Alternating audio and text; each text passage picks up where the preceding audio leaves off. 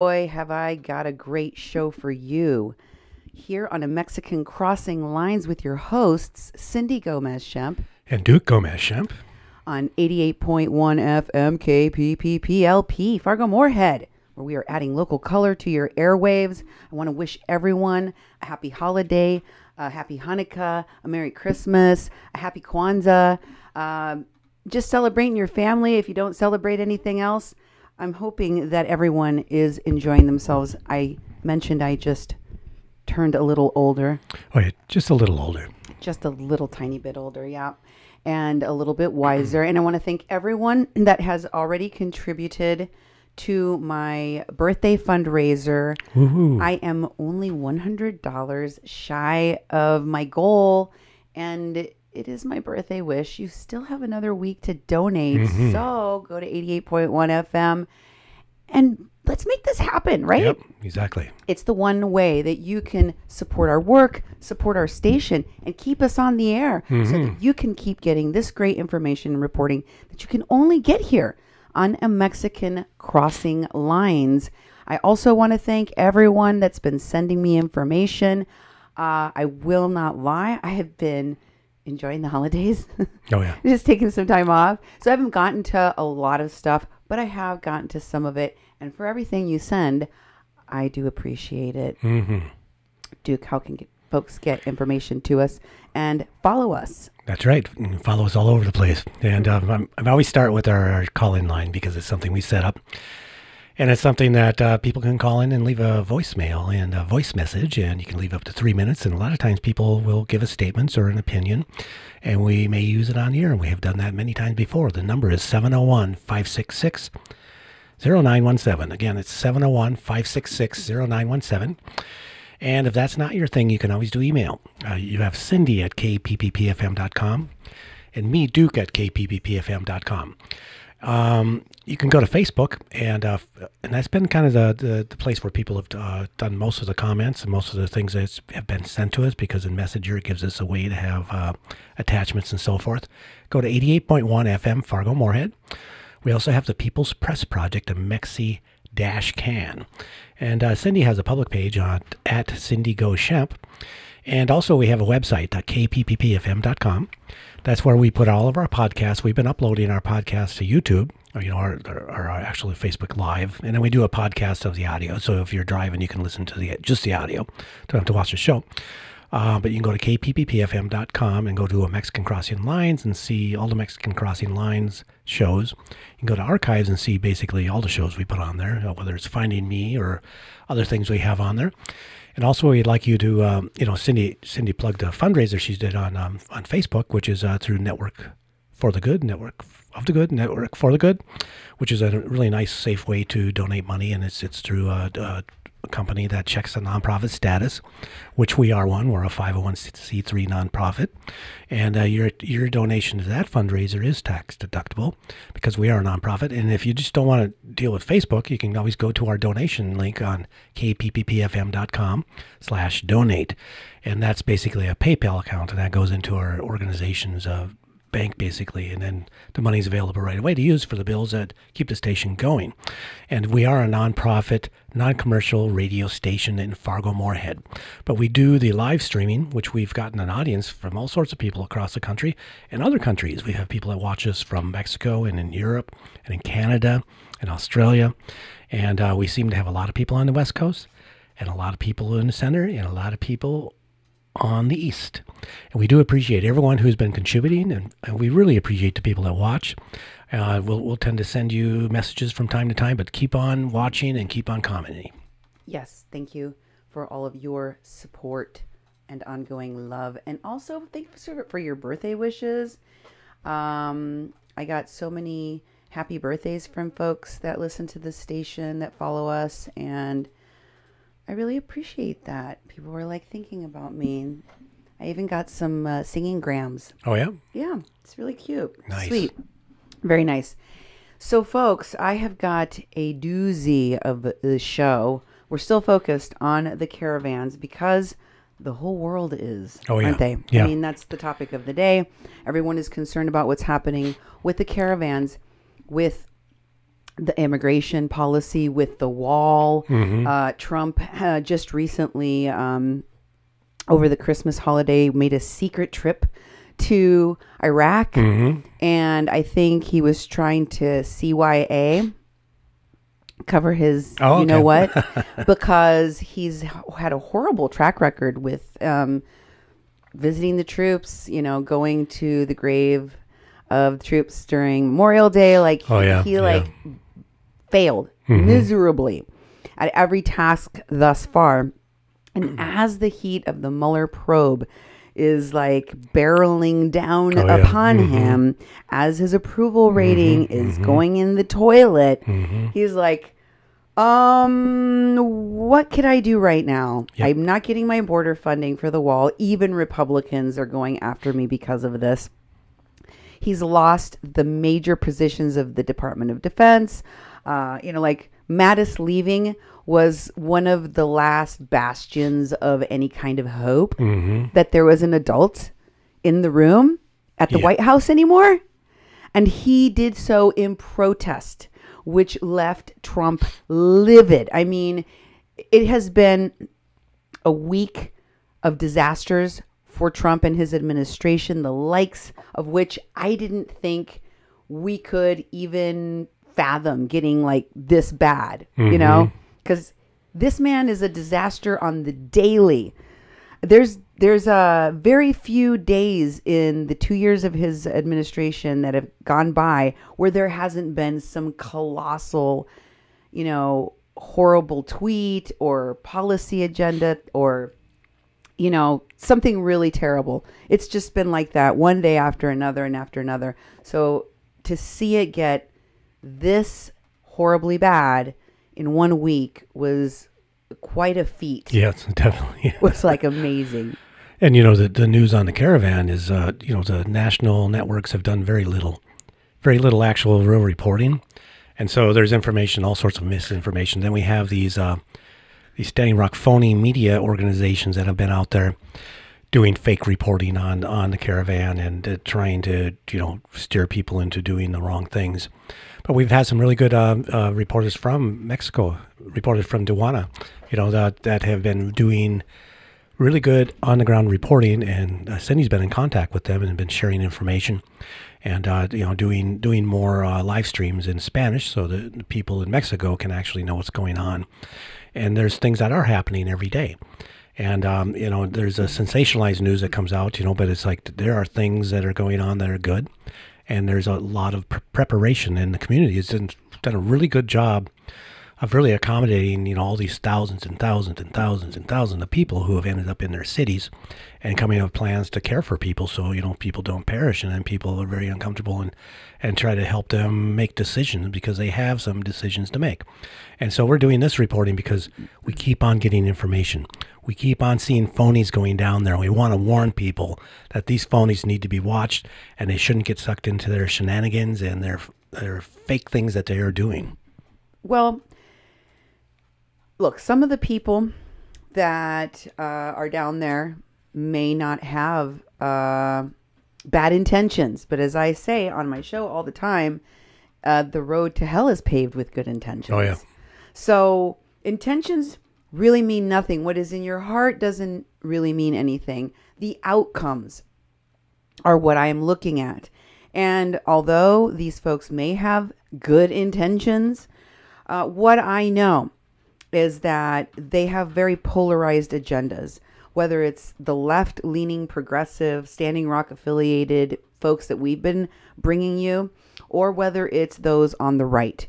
And more often than not, what I'm finding is that somewhere they meet in the middle and they work together. Yeah. Because ultimately, what they're brokering here is power, wealth, and propaganda is used to brainwash the masses. We're just pawns in some international chess game, if you will.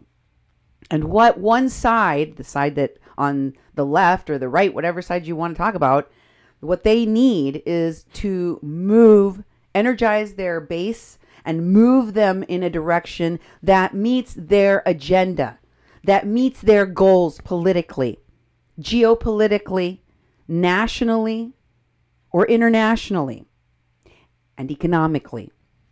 And we're going to talk about all of those things today within the conversation nationally about the wall, nationally about Syria, the pulling out of the troops from Syria, why that happened so mysteriously all of a sudden. How is that connected to the migrant caravan? Just wait. Yeah. How is that connected to Standing Rock?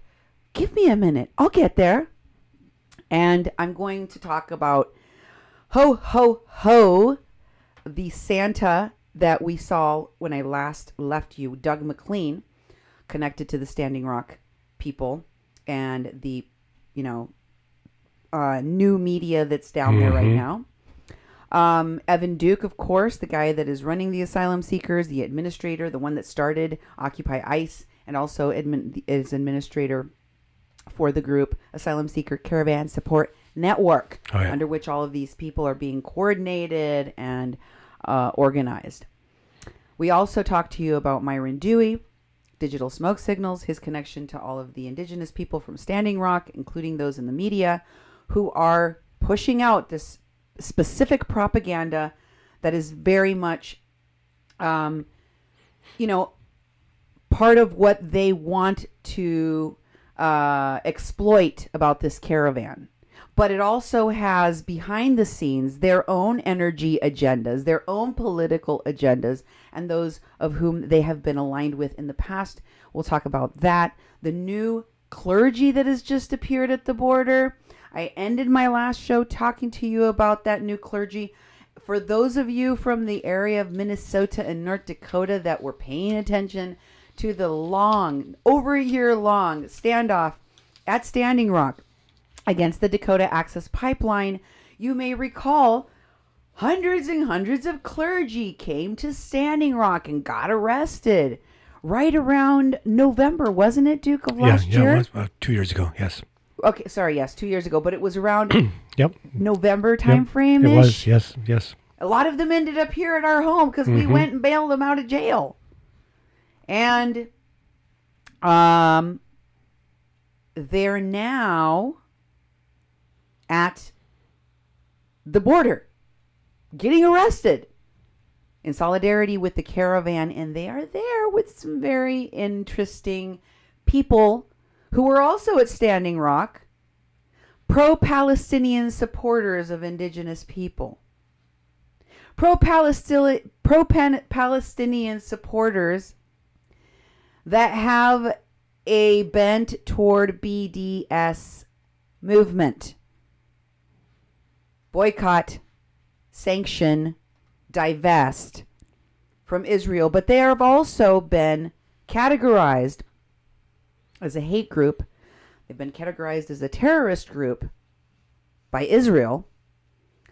And I have shown you in my past shows where I spoke to you about the connections of Linda Sarsour to the Bernie Sanders campaign, to working with all of these people that coordinated the PR for Standing Rock, their connection to the son of General Wesley Clark Jr., who brought the vets out, the veterans stand for Standing Rock, and how they're all connected to the caravans and this new crisis we have of caravans.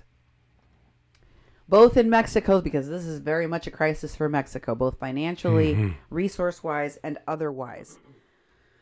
So I've talked to you about this a lot in all of my past caravan shows. If you want to find any of these shows, whether in Spanish or in English, because for the caravan, not for my past shows, unfortunately, but for the caravan, I have done these shows in English and now in Spanish for all of my audience in Mexico.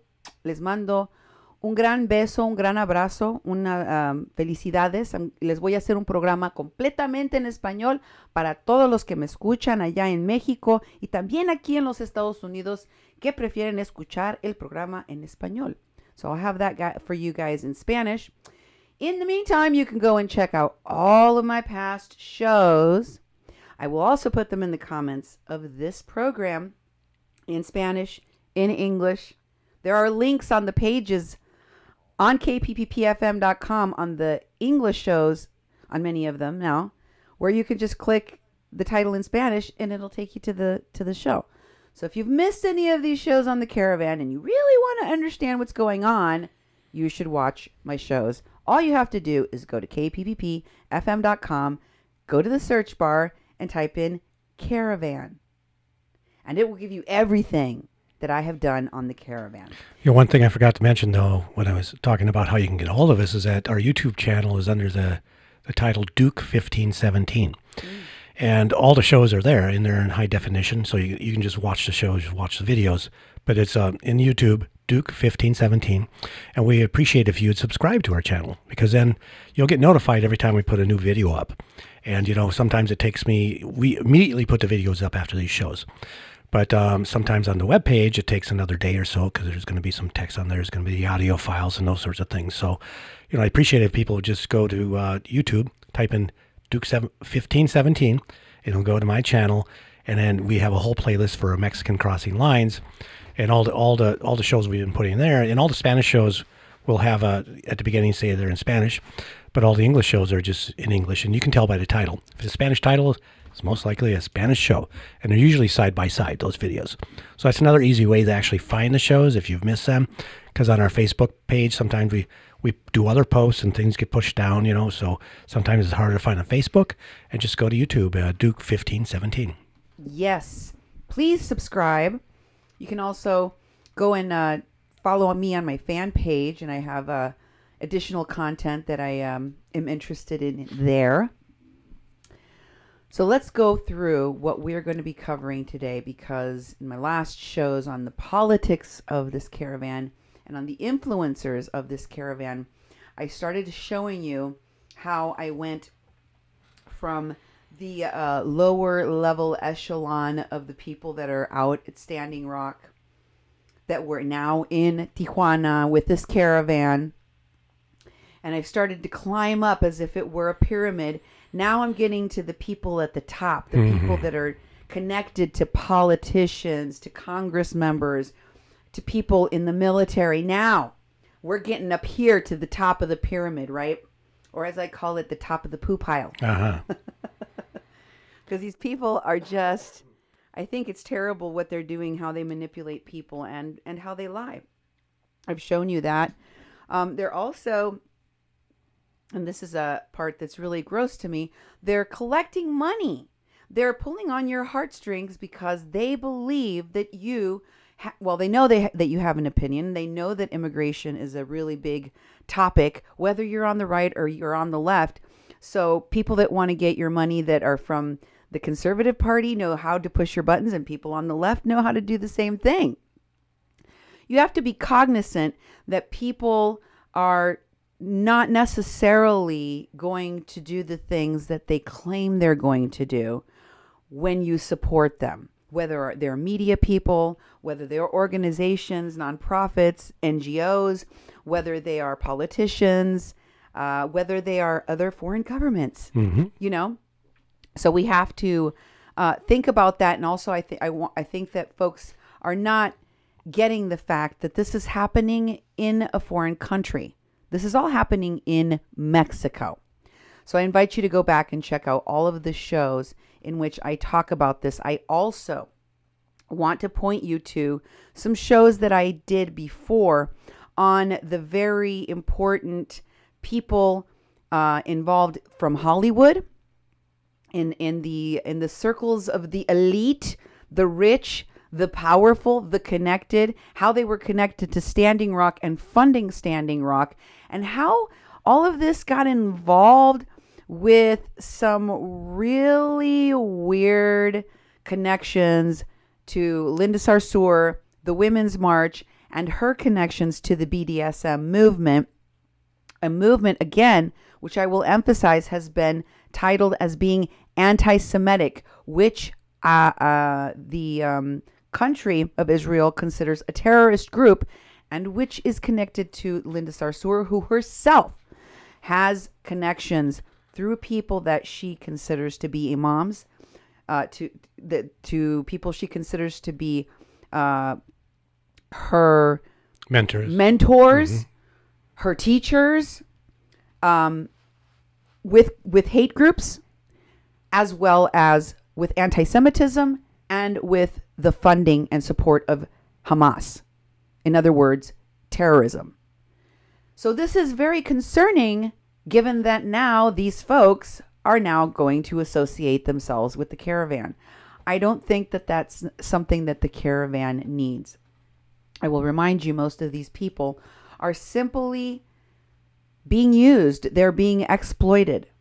They were artificially formed because although you can make the argument that the United States has had a lot to do with the politics of the Latin American countries in which these humanitarian crises are occurring through our military interventions and our political interventions and our economic interventions and sanctions, etc. It doesn't mean that some of the most extremely poor people in the world would still be able to magically by the thousands come together and travel thousands of miles without the help and coordination of groups, many of whom are here in the United States and are from the quote-unquote progressive left. This is true. So regardless of what people are telling you and in their conversations about the Caravan, saying that, hey, you know what? These people are here because of what we did. Sure.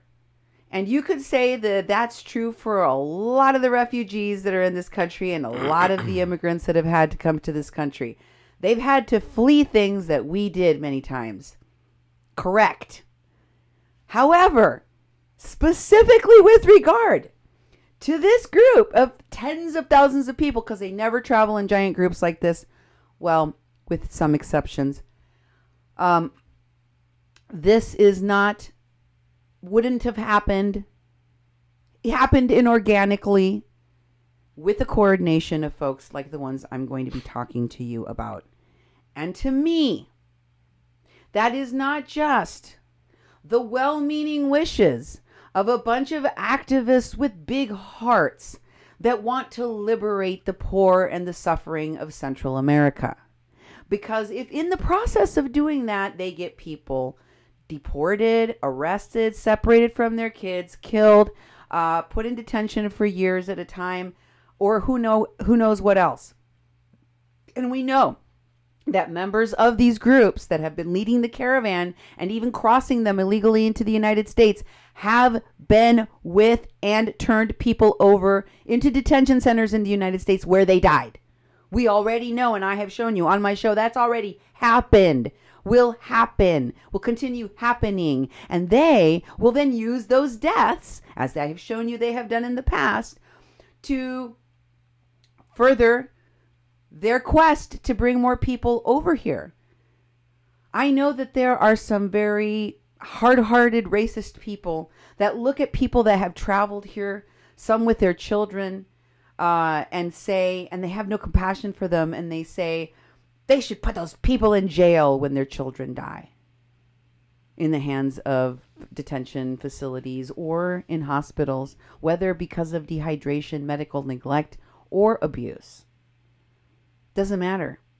There are people here in America that have no compassion for them and say they shouldn't have brought their kids, they shouldn't be here, and they should be taken, put in jail, had something horrible happen to them. But rather than having these hateful conversations, whether you're one of those people that believes that these people should have the book thrown at them, or you're one of those people that believes that we shouldn't have any borders at all and we should just let everybody in, whatever side you're on, what we're not talking about while we are only having these two conversations and only those two, we're not talking about how this crisis that we're having isn't organic. Someone created it, funded it, and organized it for their own purposes. And if you're against it, the only two conversations you can have are polarized on one of these two sides. I am a paralegal by trade. I research things and I try to make a cogent argument out of something that I can present evidence of, give citation to, and that you can evaluate for yourself and make an informed decision about. That's what I do. It's how my brain works. So I would like us to have all of the information. I would like us to be able to examine things from both sides politically, from both sides ideologically, or from all sides, if you will, and from both sides of the border, and also without our, blinders of Americans on, and think more internationally. Think about how people are manipulated through the media. Let's get started. First of all, I want to remind you, in my last show, we were talking about Christmas and we were talking about Santa, and I was talking about how in Mexico they celebrate the posadas. Many of these American organizers and other international organizers that have come into Mexico are showing how little they understand the culture and the people there, because they didn't even bother to learn about their traditions and try to meet them where they come from.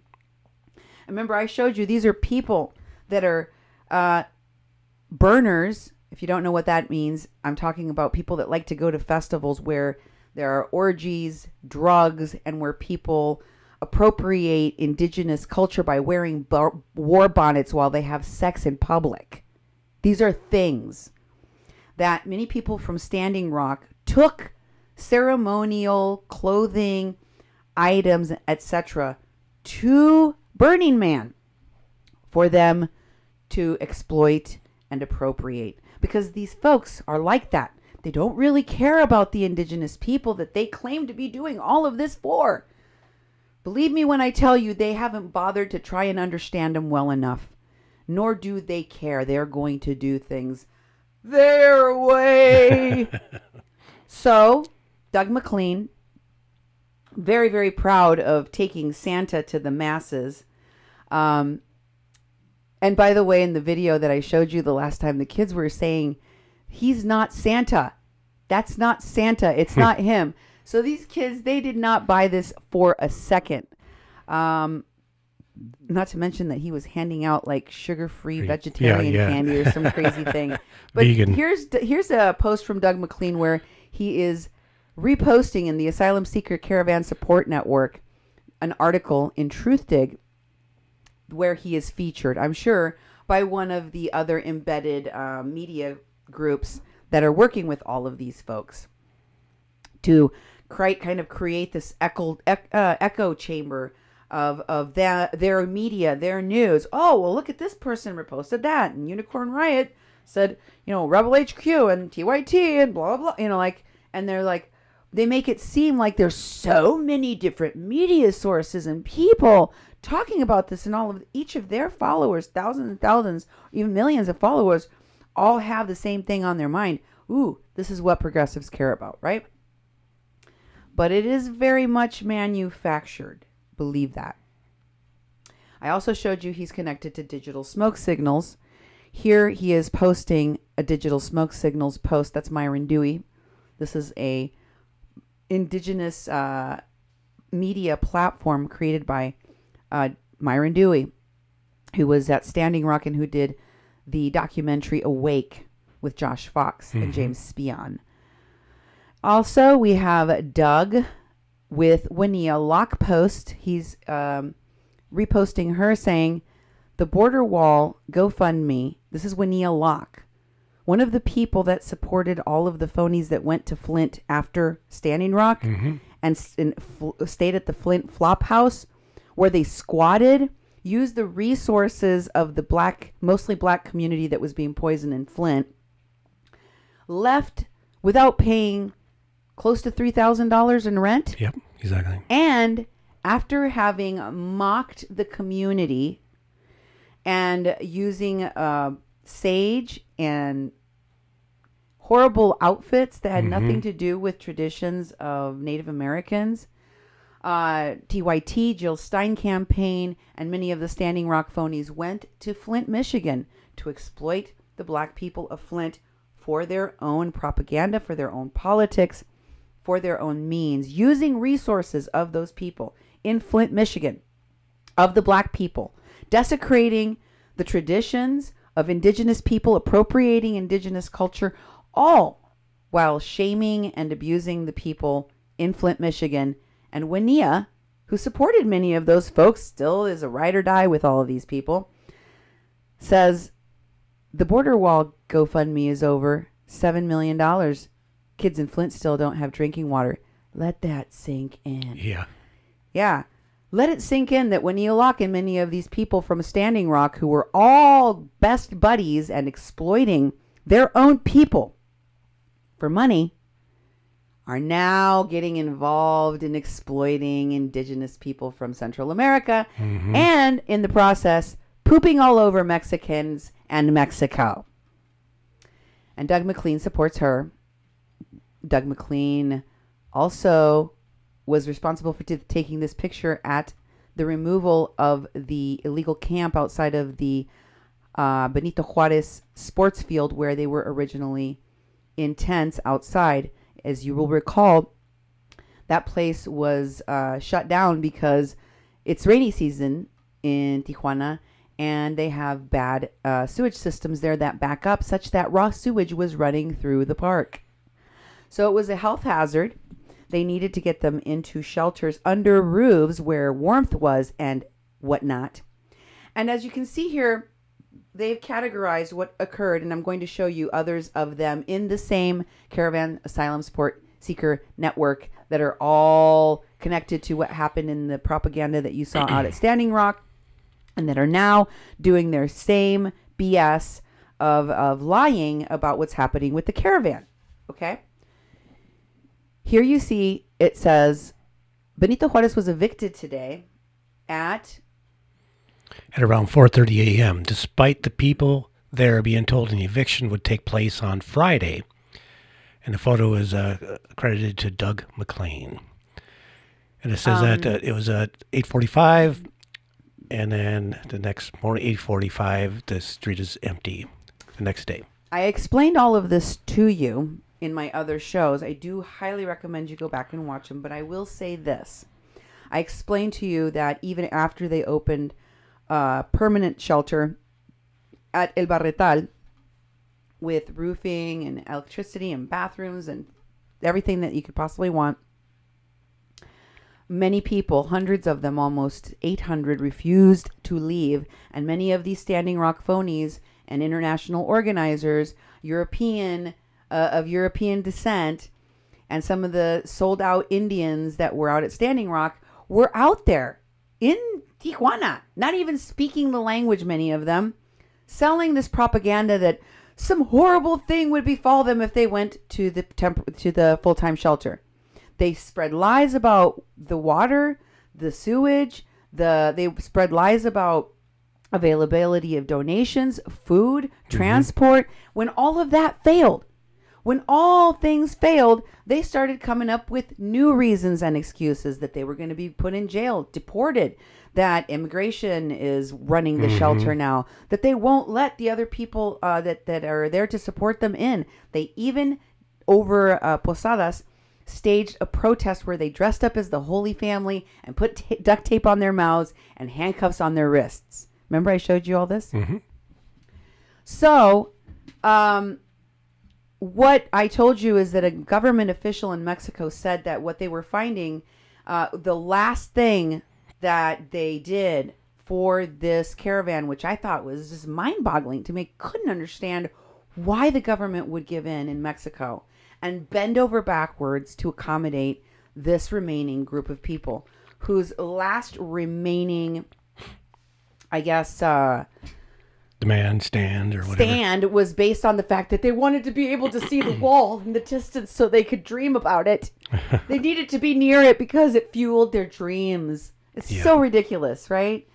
So they got them just 50 feet, excuse me. Oh, it's 50 yards. 50 yards? 50 yards from where they were on the street, a warehouse so they could move into. And yet, there was 100 or so that resisted. Probably closer to 200. Maybe 100. I can't remember. Yeah. Somewhere in that neighborhood. Still resisted. And this government official told us why. He said, what is becoming clear to us is that many of those who refuse to go to the new shelter don't like rules. Here, there was a lot of people that couldn't fit into the shelter, so people could go in, people could go out.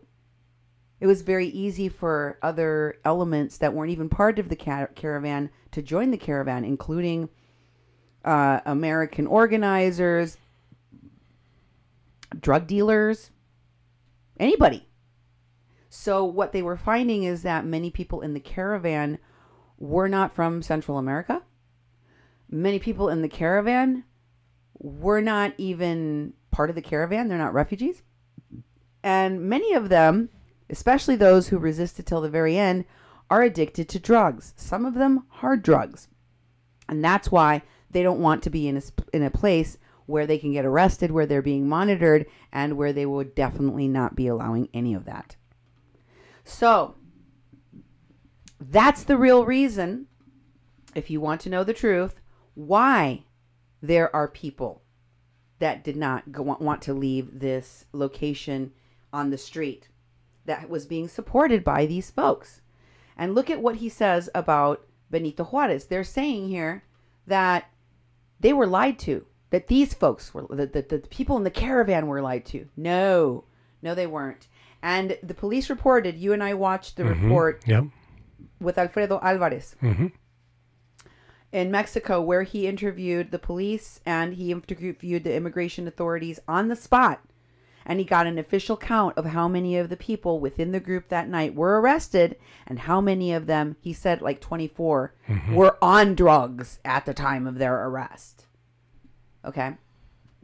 So, let's go on to the new sanctuary. Doug is also promoting this new sanctuary group I told you that is connected to the clergy. If you really want to know what's going on with that group, if you really want to know why they're bringing religion into all of this, let me tell you, it is not because the people that are integrated into this asylum seeker caravan support network are all a bunch of God-fearing Christians or very, very holy people with the organizations and that they just want to adhere to the principles of love and Christianity and all of the things that have to do with humanitarianism, because many of them have violence in their language and violence in their purpose and in their goals.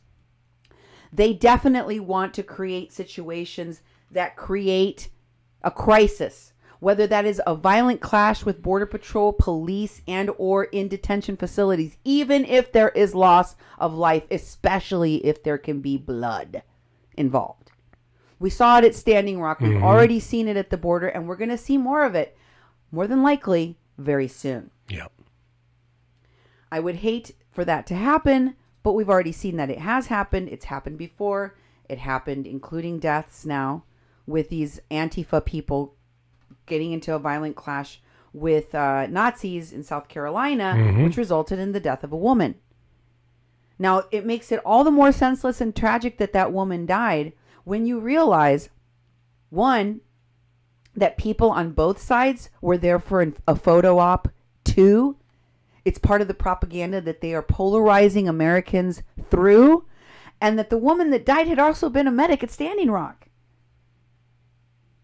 Why didn't we ever know about that? Why didn't they ever tell us? Why isn't it that, why weren't we ever told that the people, the very people that were first responders on the street, that were called street medics in North Carolina, that were trying to keep her alive until the ambulance arrived, were also, many of them, from Standing Rock, from the group of medics that were at Standing Rock, that were involved in the Kathleen Bennett case that I investigated. These folks have a great propensity not only to make mistakes, not only to get people hurt, jailed, falsely imprisoned, left to die in hospitals, but also killed. And like I said, they have their own political agendas and their own elite funders. We're going to talk more about that tonight. They are involving Antifa. Here is Santifa on the asylum seekers page. You can see that he's giving the 2 middle fingers to everyone, I guess. Mm-hmm. This is in the Caravan Support Network Asylum Seekers Facebook page. And you see them talking about how he's going to go down. It almost looks like the exact same beard Doug McLean was wearing and the same hat. I'm sure because they're all traveling together and hanging out together. That's very good possibility. And they posted that he was going to go visit the kids in the shelters as well. Wow. Next, we have Jamie, the woman that you see posting about this in Asylum Seekers group, with him. So that's her. And then we have Evan with Evan Duke, the guy that created the group Asylum Seekers Caravan Support Network. He is one of the Antifa. And what is he wearing? What is that on his shirt? Veteranos por la Paz, the Veterans for Peace equivalent in Mexico. Because remember, folks, the veterans are also included in all of this. And we're going to be talking about how and what's going to happen with them. When are they going to finally make a massive appearance in the picture to quote unquote protect this caravan from the police, from immigration in Mexico and in the United States? When what they really do is cause a violent clashes where people get hurt and arrested. And they do it for fun. They do it for the photo op. Yep. They got lawyers ready to bail them out of jail. These people are terrifying. And then we have the post in Asylum Seekers about how they're including all of this talk of religion now. I saw Lolly B talking about Jesus Christ. Oh, really? This is the same person that said that the holiest place she had ever been to was this temple, she called it, at Burning Man. That's the holiest thing that she had ever been to. And this person has traveled all over the world. She has been and interacted with other faiths, other religions, and the holiest place to her is at Burning Man Festival. Yeah. Mm-hmm. So now, though, she's talking about God and Jesus, and all of these people are. They're all talking about God and about Jesus. Most of them don't give a rip about God or about Jesus. Most of them are not Christian. Most of them don't believe in God and don't believe in Jesus, especially. Most of them are not from the same Catholic background that the majority of the caravan is. But that doesn't matter. Just like it didn't matter that most of the people involved at Standing Rock weren't from there and weren't even indigenous. They're still going to be the leaders of the movements they want to be leaders of, whether or not the people that are most affected by them want them there or not. Here's what they said about the Holy Family. You've got... Can you read that, honey? Yep. It says, beware of politicians who use asylum seekers as photo opportunities when their party backed the U.S. policies of empire that made our relatives refugees. This is not a political game, and we are not photo opportunists. Yes, they are. For self-serving Democrats or Republicans. Yes, you are. This is a humanitarian crisis of epic proportion, and it's not going away. It's a created crisis. That's right. Pursue a way to contribute to solutions, and please share their stories. Thank you. Also, hashtag we're hypocrites. Oh, wait. It doesn't say that. You missed a hashtag. That's right. Seeking this, yeah. These people are doing exactly what they're posting about. I am not condoning it from the right. Racism is horrible, and the fact that we have these racist immigration policies is also horrible. That people, like the little boy that just died recently, had to lose his life because of the way in which we set things up, the most cruel, the most death-defying ways for migrants to be a deterrent to them, including taking their children from them. That is horrible. It is racist. And for the crimes committed against those children, against those families, and against human rights and decency and morality and God, we all are going to have to pay. Because the very real consequences of that is how those children are going to grow up and what's going to happen to them. What kind of a burden are they going to be on society because of what we've done to those families? All of the things that we do have repercussions. Everything we send out comes back to us. And I guarantee you we're all going to pay for what has been done. There will be hell to pay. But also, these orchestrated theatrics on the left to try to push the buttons of, liberals is disgusting to me. And the exploitation of the most vulnerable people in the world to get there is even more so. I'm going to show you how all this stuff is connected to geopolitical gain for them. Here is Evan posting a Yes Magazine link with a quote from a photographer that you can also recall. Was it Standing Rock? Yeah. Rob Wilson. Would you read that for me, Yes. sweetheart? Rob Wilson. One thing that's really struck me while covering the migrant caravan is how steadfast people are in their faith that things will work out for them. Their belief that God will see them through these hardships. They possess a seemingly unshakable hope for their future. I've watched as this self-organizing community comes together to meet the needs that arise, from cooking to childcare to the logistics of doling out donated goods. I've witnessed their demonization being physically attacked by both the U.S. government and violent nationalists, yet they remain resolute, and their dignity and human rights will be recognized. We'll see more from Mr. Rob Wilson here in a moment. Here's another post of Rob Wilson's. Let's see how he categorizes. This is all American propaganda rhetoric that has nothing to do with the traditions, the religious beliefs of the caravan goers or of Mexicans. It is so tone deaf and, frankly, I think racist. I think this nonsense that Rob Wilson and others in this Asylum Seeker Caravan Support Network are putting out there is tone deaf and racist because they don't know. And what they're doing with human bodies is exploiting them. Here's what he had to say about the updates on what's happened in Tijuana. Now, I've brought you all of the news about each one of these things. So let's talk about each one of them as reads each one of these paragraphs. And we'll correct the record here as we go. Rob Wilson photography. Some quick updates from Tijuana. 2 accompanied Honduran minors were violently murdered recently outside the YMCA in Tijuana. Link in the comments. Okay, let's start with that one. First of all, as you know, there was a lot more to that story. These 2 people were one of the holdout people. They're part of the holdout group that was sleeping out on the street. So let's begin with that. And I just told you a little story about that, right? Yep. In addition to that, they were already under humanitarian visas working in Mexico, and it was payday. That's right. And they were going to cash their checks. On their way to do this, I believe it was 2, I might be wrong on that statistic, on that data point, but a prostitute or more than one propositioned them.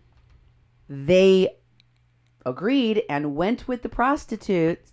And when they arrived at the destination, they, along with some men, were planning on robbing these men. There was 3 of them, I believe, altogether. And 2 of them got killed. 1 of them got away, which is how the police were able to learn the fate of the other 2. And the police caught their killers. Okay? Sometime around 9 p.m. at night, Tuesday night at El Baratel, the enclosed concrete venue. How different does that sound from 2 unaccompanied minors were violently murdered recently outside the YMCA? Yeah. It's a lot more detail. Right? Like, you just like, oh my God, those Mexicans are horrible. Until you realize the background of the two people that died, what they were doing at the time that they died, and the circumstances of their death. Mm-hmm. One of the reasons that the public authorities had been trying to remove those people from this most dangerous part of the city, in one of the most dangerous cities in the world, is because of this violence. Yep. Because of the organized crime, because of the prostitution and drugs that go on there, because of the shootings, because of the thefts, because of all of that. And they refused to go to a place where they were being protected and fed by military, Marine, and federal police. So, in my opinion, that was two completely unavoidable deaths. Avoidable deaths, excuse me. Two completely avoidable deaths. Shouldn't have happened. These folks were already working. Things were looking up for them. And they died tragically. Anyway, the next one. What's the next one? Boy, I lost my spot. Sorry about that. Sometime around 9 p.m. Tuesday night at El Barretel, the enclosed concrete concert venue turned refugee camp, someone lobbed tear gas canisters over the wall and into an area where families were preparing to sleep. Okay. Do you remember why that's a bunch of BS? First of all, we know that we don't know how that canister got in there, or whether it was lobbed from the street, or maybe it came from within. The people that found it, the very small group of people affected by the canister, said that it came from the street. We don't know for sure. No, the police that are swarming around the Barretal saw nothing, found no one. No one has been able to prove that someone lobbed it in. Here's another thing. Interestingly, this is some, like, it looks like military grade, like the kind that they were lobbing at them on the border several weeks ago, like a month and change ago. Mm-hmm. Looked like one of those. Yeah. And those continuously spray for minutes, such that if you were in the vicinity, in the building, anywhere in that square, anywhere in the whole thing, you would have had to evacuate the whole place, which did not happen because only a handful of people were affected. Like, there was a canister found, not completely deployed. Obviously, more people would have been affected if it was. Also, the sensationalism, the sensationalizing of those who put the information out, connected to two murdered, attacked by tear gas, is almost like a pathetic attempt to keep trying to fabricate stories in which these migrants and the caravan are in constant danger. We got to get them out of Mexico because the Mexicans are trying to kill them. Remember, I told you that they wanted to have that excuse so they could have a qualifier for asylum, because a vast majority of these people do not qualify for asylum in the United States. Yep. Next, what is the last piece of lie? At 4:30 a.m. today, Mexican authorities raided the refugee camp set up at Cinco de Mayo Avenue, outside the Benito Juarez Stadium, where roughly 200 people were living. The official number of arrests is 24 people. Although many more are currently unoccupied or missing, reports that many of the people camped there were forcefully removed and shipped 11 miles away to the El Barretal refugee camp. Mexican authorities destroyed and threw away people's tents and supplies, along with their important paperwork document. Important paperwork documents. Okay. Put that up while I go through and talk about that. Now remember, I just showed you how Doug McLean was there to take pictures. They cross-post about it and go, oh, they were forcefully evicted. Why did they have to be forcefully evicted? Because they refused to go to the clearly safer, cleaner, healthier for them and their children place. They refused to go, even putting their own lives at risk and making it unsanitary for that area, shutting down business for neighbors, and making it impossible for 2 different schools to open. And all of it, more likely than not, because of the very small number of holdouts, had to do with people that had some kind of addiction or problem with authority such that they weren't going to go into any place that would have accountability for them, that would make them register their names, their identities, so that background checks could be done to find out if they're criminals, if they qualify to even be in this country, if they're even part of the migrant caravan, if they're really even Central Americans. So this is all about giving you, again, the image that these folks are under constant attack. All of these different people are trying to give that. Plus, I actually watched Alfredo Alvarez filmed that night. And that was an RT News actually did a newscast the next morning. And they showed the riot gear, riot police rushing in, lights and rushing. What I saw was a bunch of police that had circled the whole area. And they just stood there. And it was very calm. And there was officers negotiating with people, telling them they had to leave. And basically, here's the buses, we're going to get more buses so you can bring all your stuff, load it up on the bus. And when I watched people, they were like grabbing tent poles, and I thought, it looks like none of these people have actually worked with a tent before. I thought, I wonder who set their tents up in the first place. And I've been to Mexico. I've went to the sporting goods areas in Mexico to try to find camping gear.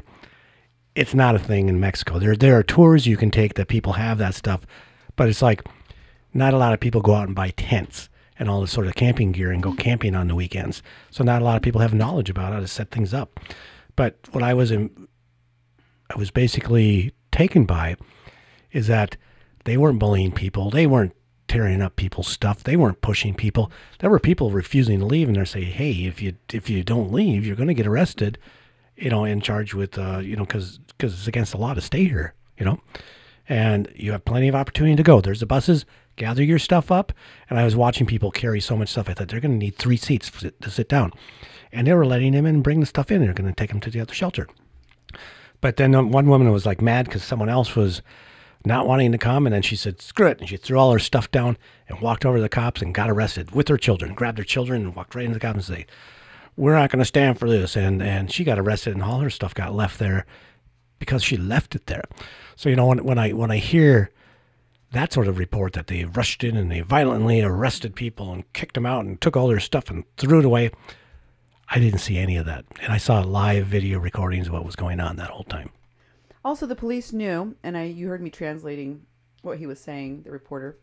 The police knew that part of the resistance is coming from the people manipulating this caravan, which are the organizers, many of whom are Americans, most of whom are staying in hotels nearby, some of whom may be embedded with the caravan, with false identities and or false nationalities.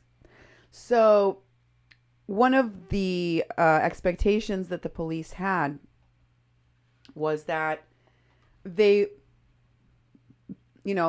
organizers come in the morning and stay with them through the evening, and then they leave.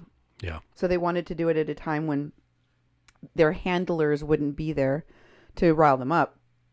Secondly, they knew that there would still be potential resistance from the warehouse people that were only 50 feet away.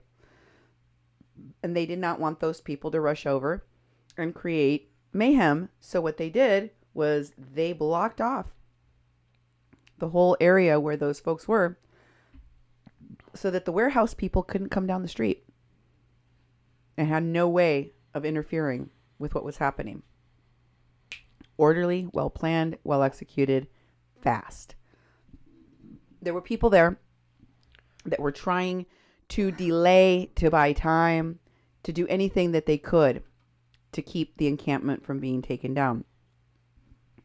But that we saw delay tactics very similar to what took place at Standing Rock. Oh, yeah. Yeah. With new camps established. The last child camp. Oh, yeah. Mm-hmm. All this nonsense. And eventually, they cleared everybody out, right? But those folks did not get any kind of sympathy or negotiation from the cops. The cops were like, we're going to start counting. If your stuff isn't picked up, if you're not on a bus, you're going to get arrested. You're going to get removed. One way or another, you are leaving here. And that's what happened. Okay, next. What do we got, Duke? Well, actually, there's one more thing on here I wanted to address. Oh. Towards the end, he says, currently there are thousands more people in additional caravans self-organizing and preparing to depart Central America en route to the United States through Mexico within the coming weeks. See, this is another strategy to keep on saying there's more people coming, more people coming, there's more people coming. And I've heard different reports from people in Mexico saying, well, they're not really sure.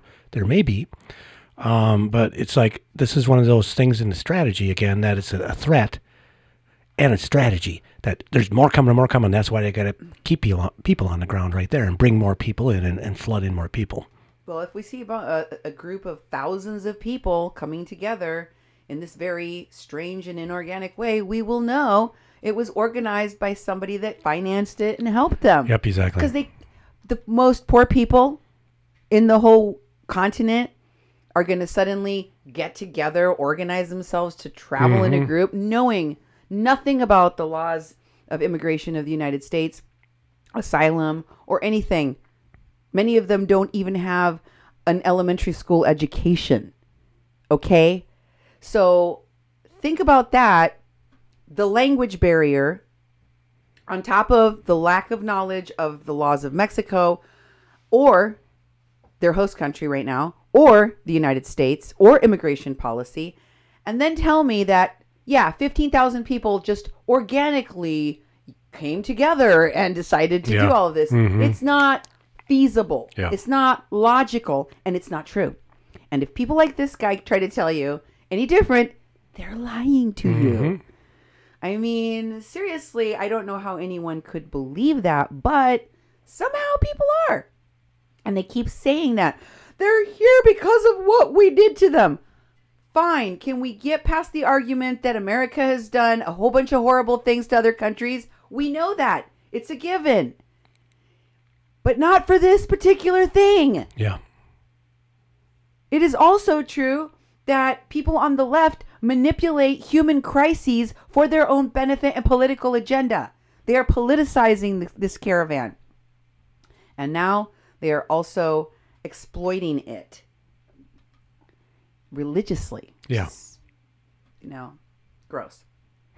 Okay. So we have another person I showed you that's out there that was at Standing Rock, because they got to have a little bit of everything. They got to have rappers. They got to have theme songs. They got to have Hollywood elites out there. They got to have all of these people. By the way, if you want to find out what the connections from Standing Rock, the PR, and the Hollywood elites are, you got to go and watch my show, Glitterati, in which I show you all those connections. It's going to be important for what's happening out in Mexico right now, what's happening at the southern border. You might as well go back and watch it. Watch DC Influence. Go back and watch Desert Storm, Glitterati, DC Influence, and Let's Talk Turkey. You're going to need to see it. Also, you want to watch Wolf in Sheep's Clothing and the Veterans Stand, Respond, and Beyond Part 1. Also, Liar, Liar, Pants on Fire. And Freaked the F Outs Part 1 and 2. All right. So Adam Elfers, who I told you was in the United States, in Tijuana, then came back to the United States and was saying he was going back to Mexico, is now back in Mexico. This is one of his posts, as you can see there. Just yesterday, this was on Christmas Day taken. This was taken on Christmas Day. Wow. And as you can, he posted that he and his friends, or a friend of his that's down there, maybe he hasn't gotten back down to Tijuana yet, I don't know, but he's posting this in the Asylum Seekers Caravan Support Network. And he's saying they took people from the migrant caravan to, they keep calling it Benito Juarez. So the ones that were resisting, not the ones at Barretal. Yeah. The ones at El Barretal, they basically abandoned those folks because they don't have power and traction at El Barretal. El Barretal is like, they've got people, you're going to get checked at the door. If you don't come from a legitimate media source and there is not a press conference going on, you can't go in. So the government is on top of that, and a lot of these phonies and a lot of the organizers and handlers don't like the people going to the Barretal because they can't control them as good over there. It's very difficult to do their dirty work. But at the Benito Juarez one, where there's still around 600 people, the new warehouse location, they still can. And so they went down there. They're still trying to make sure those people stay there and are content and that they're rewarded for their efforts. So they took them out to have pizza and pool. And he posted about it. You see them there playing pool in a pool table, not at a bar, not at a recreational center like the YMCA or some gym or anything like that. They're in a house. Oh, okay. They're in a nice house. Whose nice house are they in Tijuana where they have a pool table? I wonder. Out loud to myself. Yep. And here they are in another post where they're in a room that has a large screen computer or television in the background, as you can see. And also fireplace. A fireplace in Tijuana. And they're playing games at a pretty nice, large dining table. They're hanging out eating Oreos and other snacks, as you can see. And I showed you that the Frenchman, Amadeo Sinbad Guggenheim, Rumney Guggenheim, that has been involved in keeping some of those people at Benito Juarez, setting up the kitchen there that he was feeding them from, and doing all the crazy things he was having. Among other crazy things he was doing, he was having people help him put milk, powdered milk, in tiny amounts in baggies that looked like they were like doing cocaine. And then he also had an adult grown man from the Caravan that was quote unquote helping him, staying at his apartment along with a child. The child's parents weren't there. And so these folks are taking a group of what looks like to be young men, right? Well, some of them look like they could be middle-aged, I guess. To a house. This does not look like a large group from the Caravan. Okay, and then they go out and they're playing pool, but they also went out to eat pizza. Here they are at the pizza place, having pizza. You can see one of them looks like they have a margarita they're sipping from there. Yep. Someone else is drinking a Coke. Very casual, it looks like. And you can see below there are some white folks, some white-looking folks in the picture. I'm assuming that they are not part of the Caravan per se.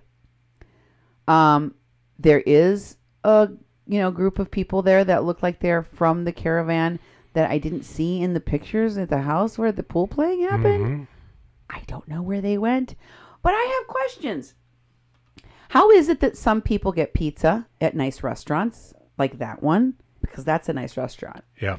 You can get pizza real cheap in Mexico. You can get a lot of pizzas. You know what the Mexican people went and dropped off at the pizza place, at the shelters? The Mexican people went and bought a whole bunch of Little Caesars pizzas. Remember we showed people? Yeah. Handing out pizzas and you get a slice.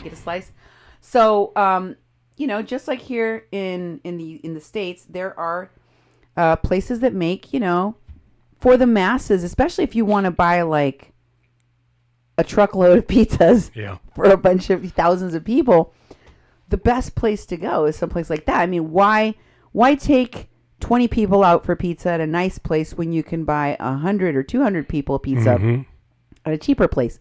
I don't know, but these are things that go through my head. And then why do some people get to go to the nice, expensive looking home where they get to hang out and play pool, or get taken out for drinks and whatnot, and others of them don't? Yep. I don't know. I have questions. But Adam thinks it's super cool because it's just the nicest thing they could have done for Christmas.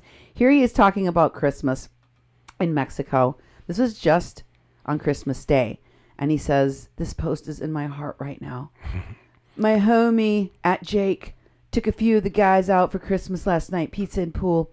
All these guys are from Honduras, and they're all part of the Caravan you've heard about on news heading toward the border. While Trump has used the desperation and exodus of these resilient people as political pawns, as if he wasn't, as if the people he's with are not doing this exact same thing.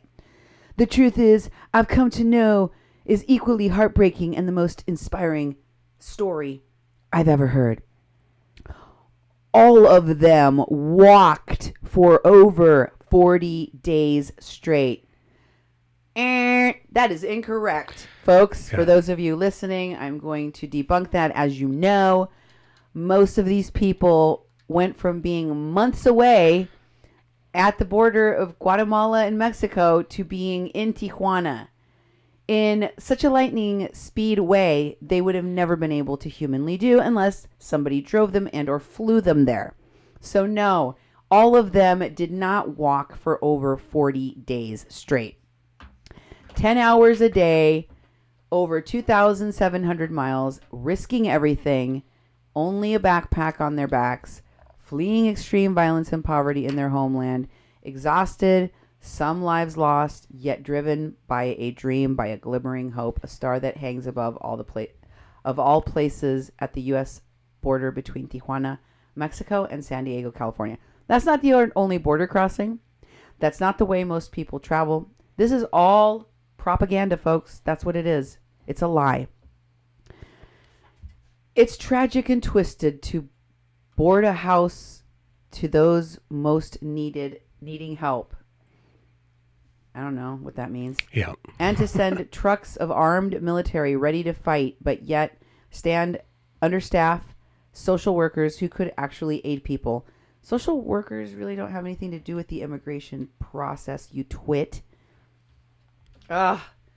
The ignorance of these folks involved in this activism is what is astounding to me. It hurts me. But do you hear the tone? Listen to part of the second. There's a second page to this nonsense.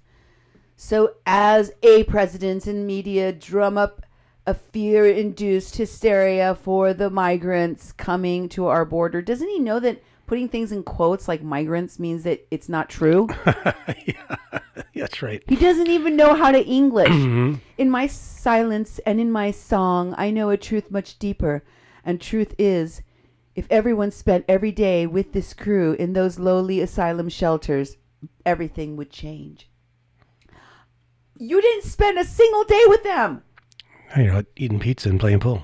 You didn't. You never spent the day. Well, the day, yeah, but they didn't spend the night. Mm-hmm. They were gonna go and sleep in a tent. They did that at Standing Rock, but they're not going. Now they're up. They have upgraded. Okay, they're flying all over the place. They're not taking cars anymore. Mm-hmm. They're flying. They're going in style, and they're staying in hotels. And he says, "I am grateful for people like Jake, ordinary Americans who feel the call to go find out the truth and meet. And once they feel it, do everything in their power to build a bridge, not a wall." That's their new hashtag propaganda BS. Build a bridge, not a wall. And it's because they're giving to organizations that have those words in them, like build a bridge or bridge over whatever it is, Bertie Gutierrez's organization. Some of those dollars and some of the people that they actually get hotel rooms for, they actually get food for, they actually get pizza for, they actually help. Great.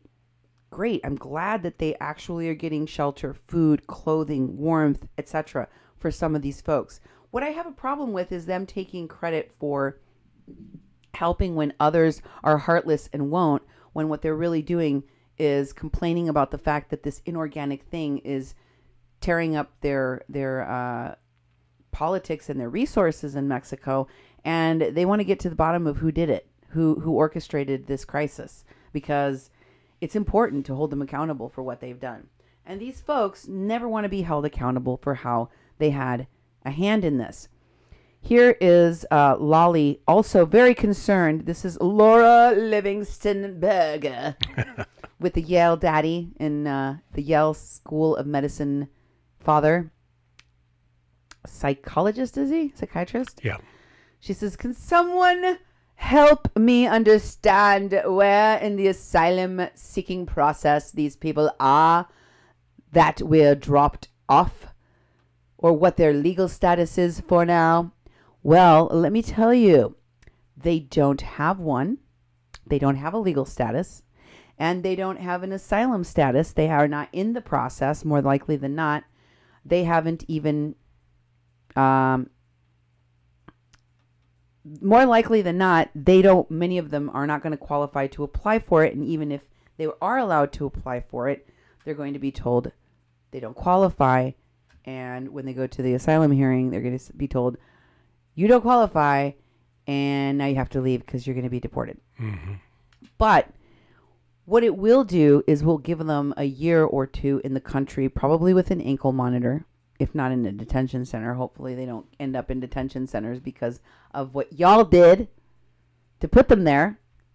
I'm sure many of the people in this Asylum Seeker Caravan Support Network are responsible for filling detention centers, lining the pockets of Trump administration stockholders in these mostly now privately run detention centers. They are making bank thanks to the people in the Asylum Seeker Caravan Support Network. If you wanted to exploit people that were likely candidates for refugees, to bring them all and create a crisis at the border to further your agenda on immigration policy or what have you, you should have told the people involved that you're exploiting what the chances were that they would be separated from their children, that their children could get sick and die. All of the things that, for those of us who have been reporting on immigration policy and politics for over a decade, would have been able to tell them. But Lolly doesn't even understand. Laura Berger doesn't have an inkling of, nor does she give a rip about what place in the stages of this process these people are on, because none of it ends well for the majority of them. None of it ends well for them. The only people really benefiting off of this are your friends, the people raising money for themselves off of this, the people making a name, branding themselves, making fortunes and fame off of the exploitation of this humanitarian crisis many of you helped to organize and orchestrate, and who are now coordinating it. So there's your answer. But let me tell you, they are on the receiving end on both sides of the border. Here's something else posted in Asylum Seekers, which I don't think many of these people are heeding, which I think could get them into deep trouble. So I am very glad on a Mexican Crossing Lines to be documenting as much of their lies, deceit, as much of the faux pas that they are making and criminal steps that they are taking, because hopefully this will document their criminal activity for authorities to recognize and charge them with. One of those things, you can bet your bottom dollar, is telling people that they can get asylum. They're guaranteed asylum. It's their constitutional right to have asylum, because it is not likely. 7%, only 7% of people that request asylum are granted it. The requirements are so narrow and the bar is so high that most people will not get it. Is that fair? We could talk about that some other time. That doesn't change the fact that that's what's going to happen. I think it's not fair that people aren't being told the truth about their chances, that they weren't told the truth from the very beginning, because I think most of them are going to be in for a lot of heartache, and these people are the ones responsible for putting them in that hurt bag. Let me tell you what else they are getting into with regard to Native Americans. Remember I told you they were building a sanctuary, a butterfly sanctuary, resistance camp with the Somisec Come Crudo tribe, and that they were trying to stop the border wall being built across a specific area where they were going to have resistant camp on the United States side.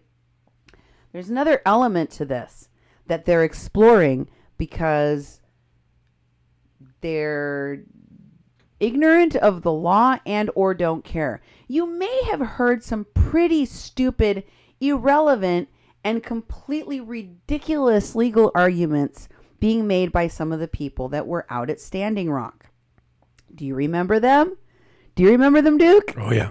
There were some pretty weird ones. And they were like, send me money. I know treaty law. And I am going to sue the U.S. government. And then you had some other ones like with fake lawyers like Red Wolf Pope that turned out to be non-Indian rapists. And non-lawyer. Not lawyers.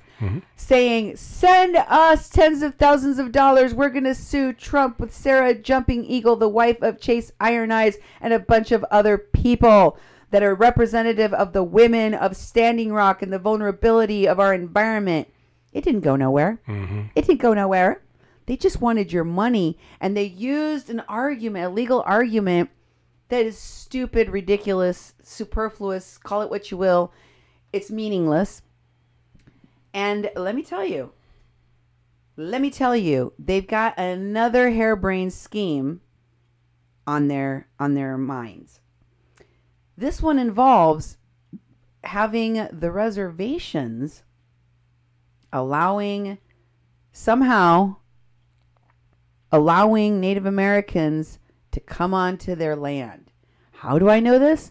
Because somebody sent me a conversation that Myron Dewey was having about just this topic, and one of the nations that is about to be seen in the video, they just posted in asylum seekers. So I was like, oh, so they are going to push this agenda. Check out this video first.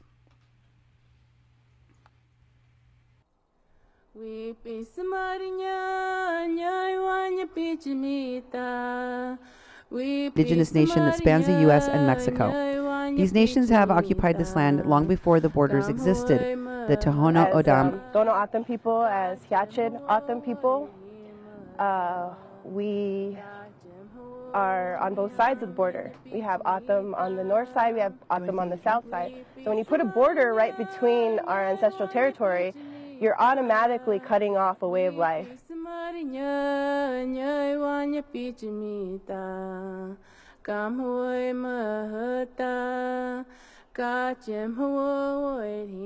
living a militarized existence is living basically with a presence of armed forces everywhere you go, and the threat of that and never being able to leave it.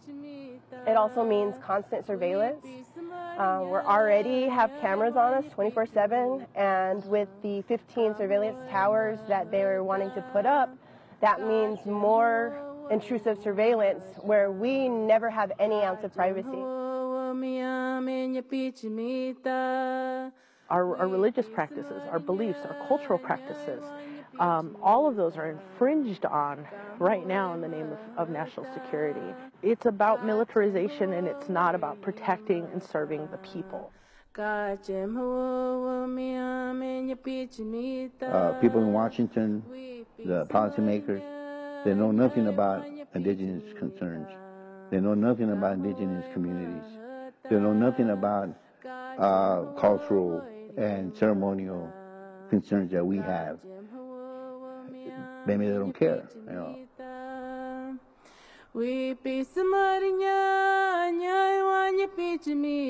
Towers would also threaten the fragile ecosystem of the O'odham culture. The radiation that comes off of these radio waves, that it would affect the pollinators, like the bees, the bats, the butterflies.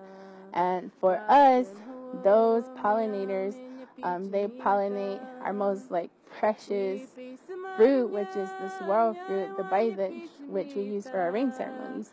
The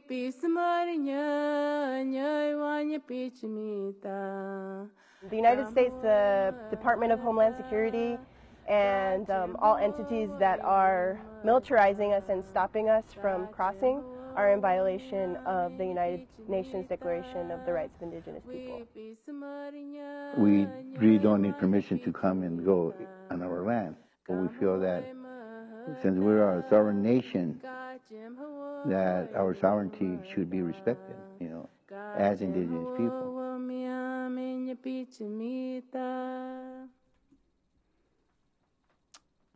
So, as you can see, they're definitely advancing this idea with this tribe. When I first got this conversation between Myron Dewey and another individual, and I saw that they were having a conversation about talking to this Odom tribe about, hey, can the Odom tribe cost people into the United States? Because it's their territory, it's their land. Their tribe exists on both sides of the border. So they have relatives on both sides of the border, just like some of these caravan people do. So can they just have their own border crossing where they put people into the United States?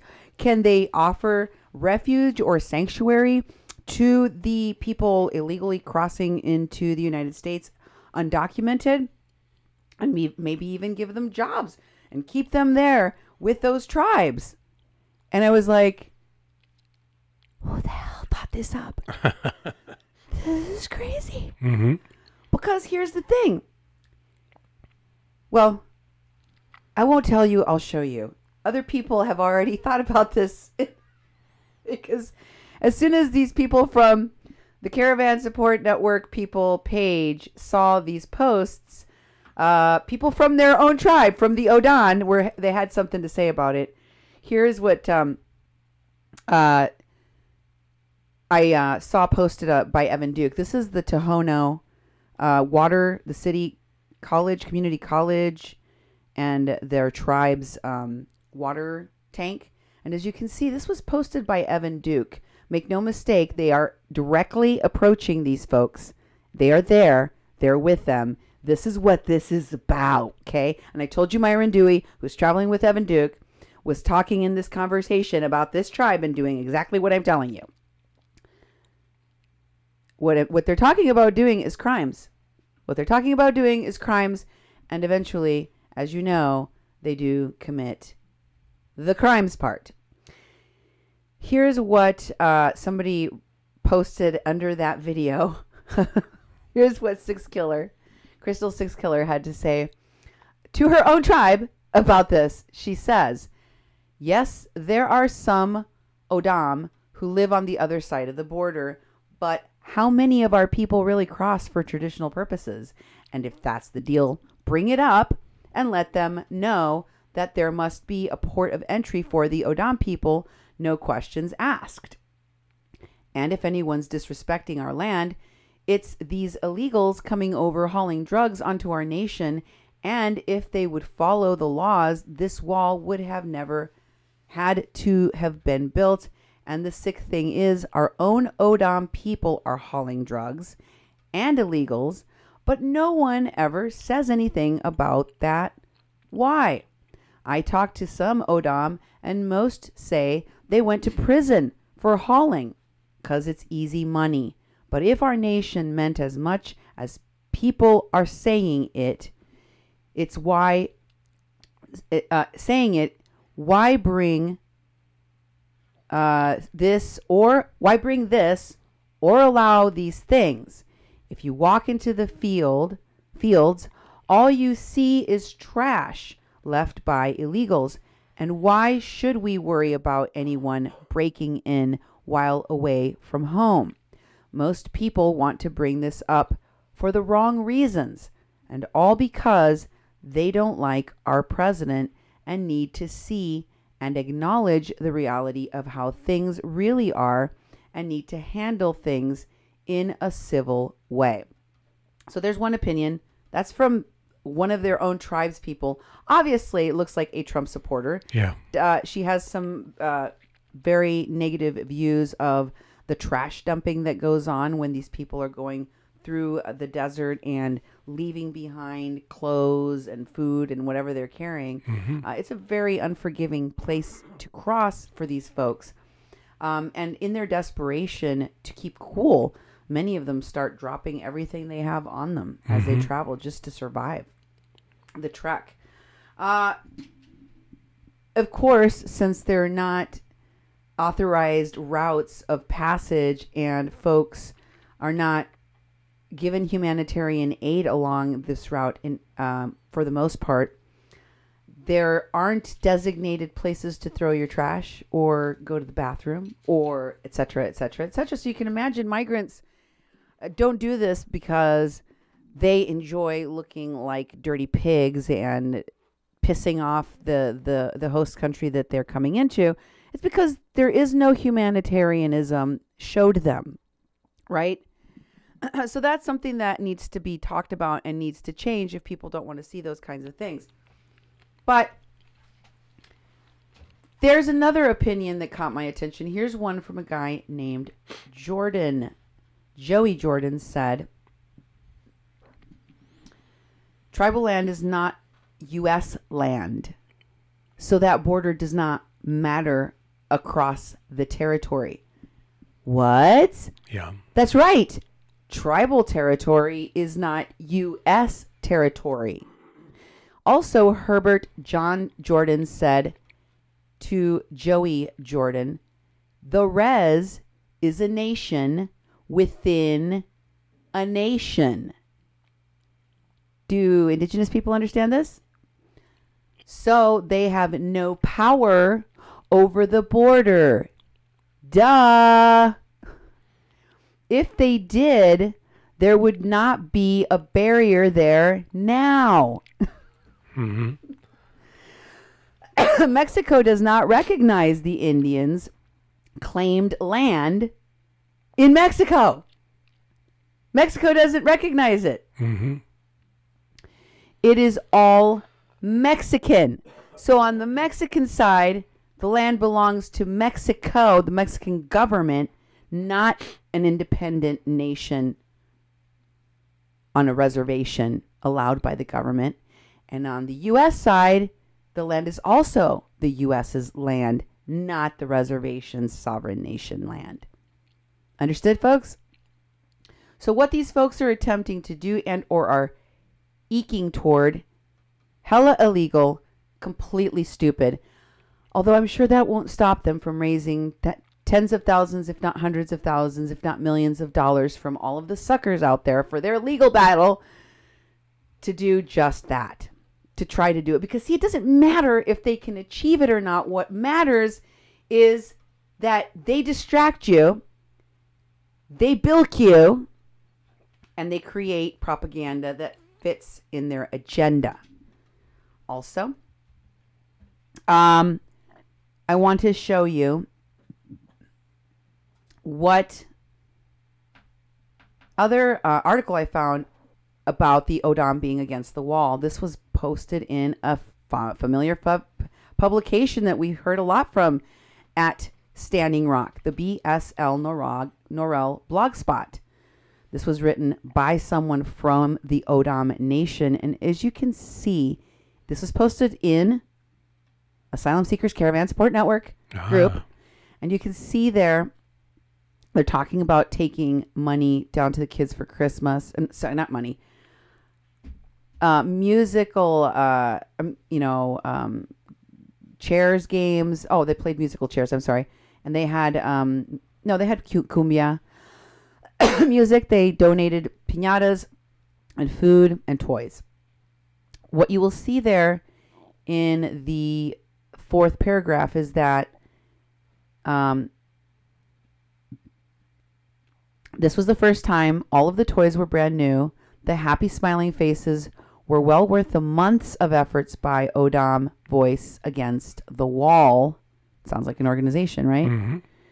Continuous requests for help in toys, donations, and money donations to purchase the toys, candy, and food. The children all signed an oversized card that reads, Mucho gracias.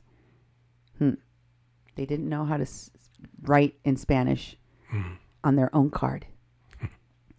Many thanks to all of you that sent PayPal and by snail mail for your efforts.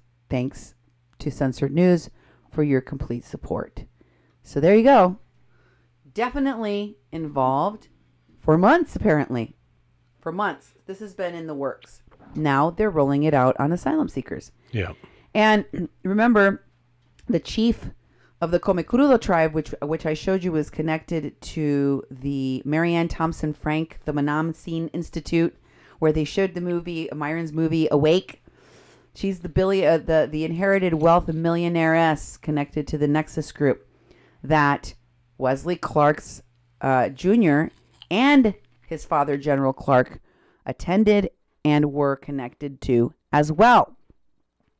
So here is Juan Mencias, the chief of that Comecrudo tribe, posting about that tribe's resistance against the wall. Remember, these are the people with the butterfly sanctuary. And you could see them talking right there about writing a letter to the government, Border Patrol, Customs Enforcement. And this was the response that they got, which they shared on Asylum Seekers Caravan Support Network. Could you please read what they wrote to Mr. Serrano? So it looks like Ms. Serrano is the person that wrote them on behalf of the tribe. This is what they responded to her. We appreciate your feedback, and we fully understand your concerns regarding wildlife and environmental protection, impacts to cultural resources and tribal communities. Your feedback, along with information about how it was incorporated into U.S. Customs and Border Protection, CPB's environmental planning process, will be detailed in a report that will be made public once all stakeholder comments have been reviewed and analyzed. CPB recognizes the importance of consultation with tribal nations impacted by deployment of border security infrastructure and ongoing border security operations. For the recently concluded scoping period for the RGV sector, letters were sent to several Native American tribes, including Alabama Quasarte Tribal Town, Apache Tribe of Oklahoma, and that's all we can read on it. Mm-hmm. Okay. So, yep, they are definitely talking about how they're going to, these tribes, these native nations that have nothing to do with the land that the wall is on. Remember, native nations, all of them, are nations within a nation, inside of the borders of the United States. Not bisecting the U.S. border, but inside of the border, there are reservations that are sovereign nations, okay, that have been granted that right by the federal government to exist as sovereign nations on these lands. And even then, their treaties have been repeatedly violated. So I'm not sure what harebrained scheme these folks thought that they could pull off, or how they were going to fund it, or make it operate, or work. But again, in the process, it seems to me like these folks are planning to make offers of asylum, make offers of support, jobs, etc., to people who are very vulnerable, by people who are very ignorant of the possibilities. Maybe they're not ignorant of the possibilities, but they don't care because they're going to put other people in danger's way anyhow, while they figure out that that couldn't possibly work and that they're wrong. Here's Susie pushing her GoFundMe to go and look for missing and murdered indigenous women in Mexico because, you know, that's where they probably all went. We know that there is an epidemic of missing and murdered women in the United States, probably in the place where Susie comes from. There is an epidemic. But why look there? Why look in Canada, where there are many more indigenous women, and she actually knows the layout and the language? Oh no! Susie, who likely doesn't have any experience whatsoever in searching for missing people, no kind of certification, background, or anything of the sort, she's just doing it in Mexico. So, if you have some money, you suckers, send it to her. That's right. Because she's got a GoFundMe. And this is posted, if you look up at the top, in Asylum Seekers. Why do they allow her to post this nonsense? Why is she being allowed to do this? Mm-hmm. It's part of their propaganda. It doesn't have to make sense. Not to you. It just needs to make sense to them. Okay. So, all of these folks, you would think that they would have a little bit more sense about the laws of their own tribes, nations, of their own indigenous history. I know that I learned a lot from the people that I interviewed and that I talked to at Standing Rock, and I wanted to learn. I was trying to learn more about the native nations that are around me for years in advance of covering Standing Rock, and to continuously learn more about my own indigenous roots and teach it to my children. These people know very, very little, I think, and don't care about the traditions and the roots of the Central Americans whose lives they're putting in danger. They don't care. Because I've seen it time and time and time again. How they defraud people, how they hurt people, how they get people put in jail, how they get people killed. And they never acknowledge their mistakes. They never acknowledge how they ended up being wrong and hurting people. They just keep going. And they even use the corpses of the dead for their new GoFundMe. Here is some of the folks that are responsible in the United States. I told you MIT has been fooled and is funding. I've told you there are colleges in the United States that have been fooled and are funding these speakers, these movies, these documentaries, these movements, these campaigns, and now these phonies in Tijuana helping the Caravan.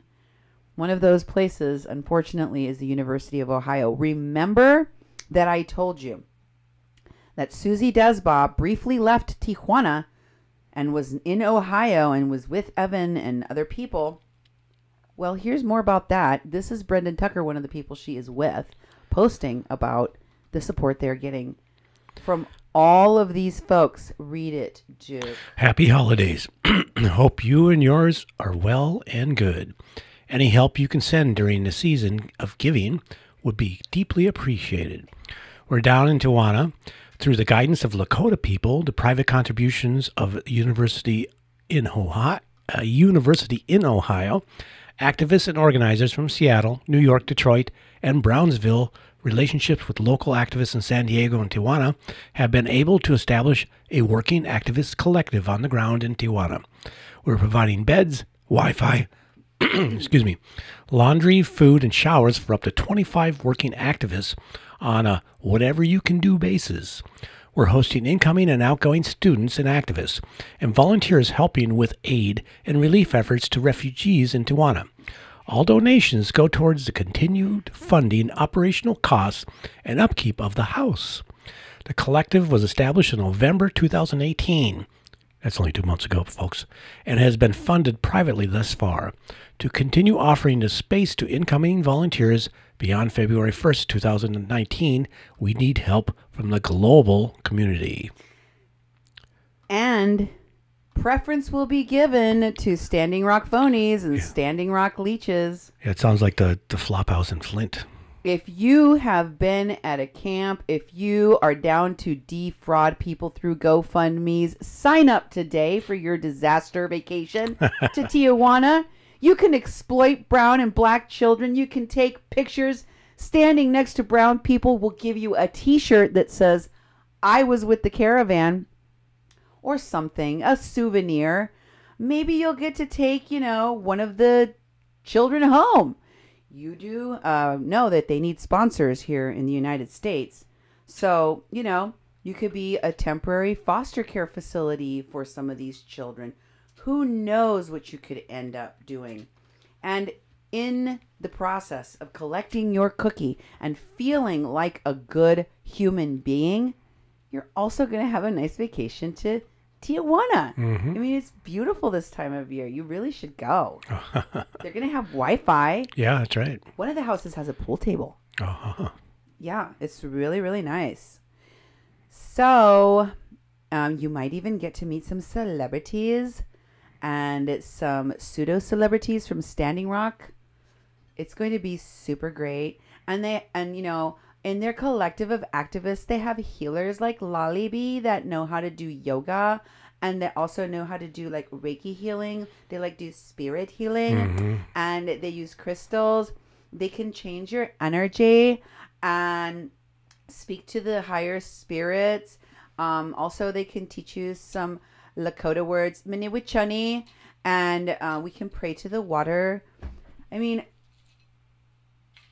I'm so very disappointed, Duke, that that they've taken something that's truly sacred for people and made a mockery of it. Mm-hmm.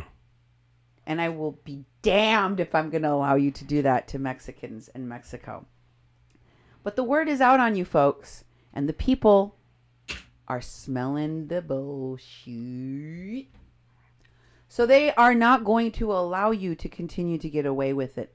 Not in Mexico. We're too smart. We're too fast. I think one of the reasons that they keep popping over the border is because they don't want to be caught. Yeah. And no matter how invincible and untouchable you may think you are because you are a United States resident or citizen, you better think twice. You better watch out. Uh-huh. Because Mexicans don't mess around. And you are not in the United States where you have all your media contacts at the Intercept and at the Guardian and at TYT and in Hollywood. You don't have all of your liberal progressive politicians and none of that. So good luck with that. And even though you have a whole group of lawyers that are lawyering up, that are ready to go down there to, I don't know, they didn't do much of anything for the people that got arrested at Standing Rock. So who knows what they're going to do for these caravan goers. Probably just give them a lot of false hope and bad information that will more than likely just get them locked up in a detention facility for a long time. Something they probably didn't expect. But in the meantime, these folks are preparing to meet, this collective. Here's a post of someone else that was with Tucker. Here's a group of people that have been riding out there together. You might have heard of this woman before I told you. Lilith Sinclair was posting in Asylum Seekers as well. Here she is now with Brendan Tucker and Susie Deborah in Dayton International Airport. Yeah, in Dayton, Ohio. Wow. Where Susie went to do a radio show and spread her missing and murdered women, Indigenous women propaganda. I say propaganda because I don't think these people are collecting money to do any searching for any real people. Any more than Mulaney, the kidnapper of Mary Trujillo, the person that falsely imprisoned a Lakota woman for 6 months, is an advocate for missing and murdered Indigenous women, which she's now claiming that she is. And if you believe her, then maybe you'll believe Susie.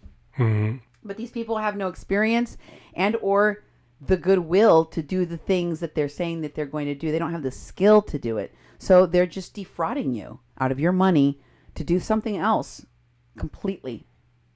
You don't really believe Susie could possibly be looking for people in Mexico. She can't even speak the language. And these people are running from the authorities. They're not working with the authorities in Mexico. And that's something you would have to do if you were really searching for missing and murdered Indigenous people. You'd have to work with the police and other authorities at every level. So this is who this is where they were in Antioch College. There you can see that they were hosted at Antioch College, and Brendan's there with 7 other people. Eagle and Condor hashtag, the We Are One hashtag. Notice their branding. Who's down there? They're at some housing facility, it looks like, where they're being hosted, and it says honor the treaties. What does the caravan have to do with the treaties? Yeah, nothing. Exactly. And what does the border wall have to do with the treaties? Nothing. Mm-hmm. They're just inserting other Indigenous issues and putting them over the top of muddying the waters of. And here at the very bottom you see a picture of all of the people we've been talking about. Wayne Redwater with Aerol Medicine, Susie Desba with Aerol Medicine, and Wiaka Eagleman. Ah. Remember Wiaka Eagleman? Mm-hmm. That's Joy Brunn's nephew. Joy Brunn of the Indigenous Environmental Network, who I recently heard had a heart attack and was recuperating. Wow. This is the second time I think she's been in the hospital recently. Mm-hmm. And here we have honor the treaties. I wanted you guys to be able to see that they were talking about that when they were out there. There's a guy in the wheelchair from Errol Medicine, if you recall him. He's there as well. Then you've got Evan Myron Dewey. This was posted by Evan Duke. You can see down there. Oh, this is Wiaka Eagleman with, what does it say? Dwayne Redwater and Susie Desbaugh. Was it posted by Duke at the top? Oh, no. No. That's Wiaka's Eagleman's post then. Yeah, I got the wrong one. So, Evan Dewey's yeah, next. you got the wrong one because I wanted Evan Dewey Lolly. That's Tucker right there. And there's Myron Dewey, and there's Lolly B. So they're all together, and it was posted by Evan Duke, as you can see there. Yes. They were all out shopping. They're all out hanging together. So Laura Berger left, went to the United States, went to hang out with these people. Right? Mm-hmm. They're all together. And next, you have Dwayne, one of the people you saw from Errol Medicine, talking about going to Tijuana again. And he says, could you read that, honey? Sure. Au, Mitakiapu. A nice prayer. A nice prayer song for everyone. It says, Creator, I pray to you. Today is a good day for something, or something. But it's a wicked song. I like it. Me and some other Lakota warriors will be joining the fight again to stop the wall and bring our relatives home from the south. Did you know there was a fight to stop the border wall that warriors are required to be at? No. Why are they using the language of fighting and violence? First of all, this is not a standoff like the one they had at Standing Rock. Yeah. But obviously, they would like to turn it into one. Yeah. Again, who are the people that are going to be injured? The innocent caravan goers that they want to use to close down the border, which will put the United States in financial panic, which will put Mexico in financial panic. That is a terrorist attack, folks. And these people are talking the language of terrorism. Mm-hmm. Here's the next one. Dwayne Warriors. That was the one about the Warriors fight. The next one. Is that the different one? That's the same one. No, it says How Mitakiapi. I must have got the wrong one in there. It's got... I've got them wrong then. So... We don't have it. Well, he made another post in which he was talking about soldiers and fighting. And he did a much longer post than this one. It's called Violence and Soldiers, and it was almost like he was projecting. He was that one, Violent Soldiers. No, that's not it. No. Do you see that you I think you downloaded. No, it's mislabeled. Yeah, it must be. Sorry. It must be mislabeled. Sorry. Let me see if I can find it. Well, you know what? I know I can find it because I'm the one that gave it to you. And I'll just read it off of mine. How about that? Sounds perfect. Because I have it on here somewhere. Excuse me.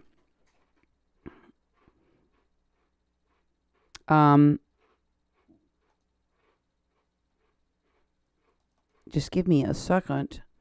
I'm sorry. Sometimes this happens, especially when we have such a large number of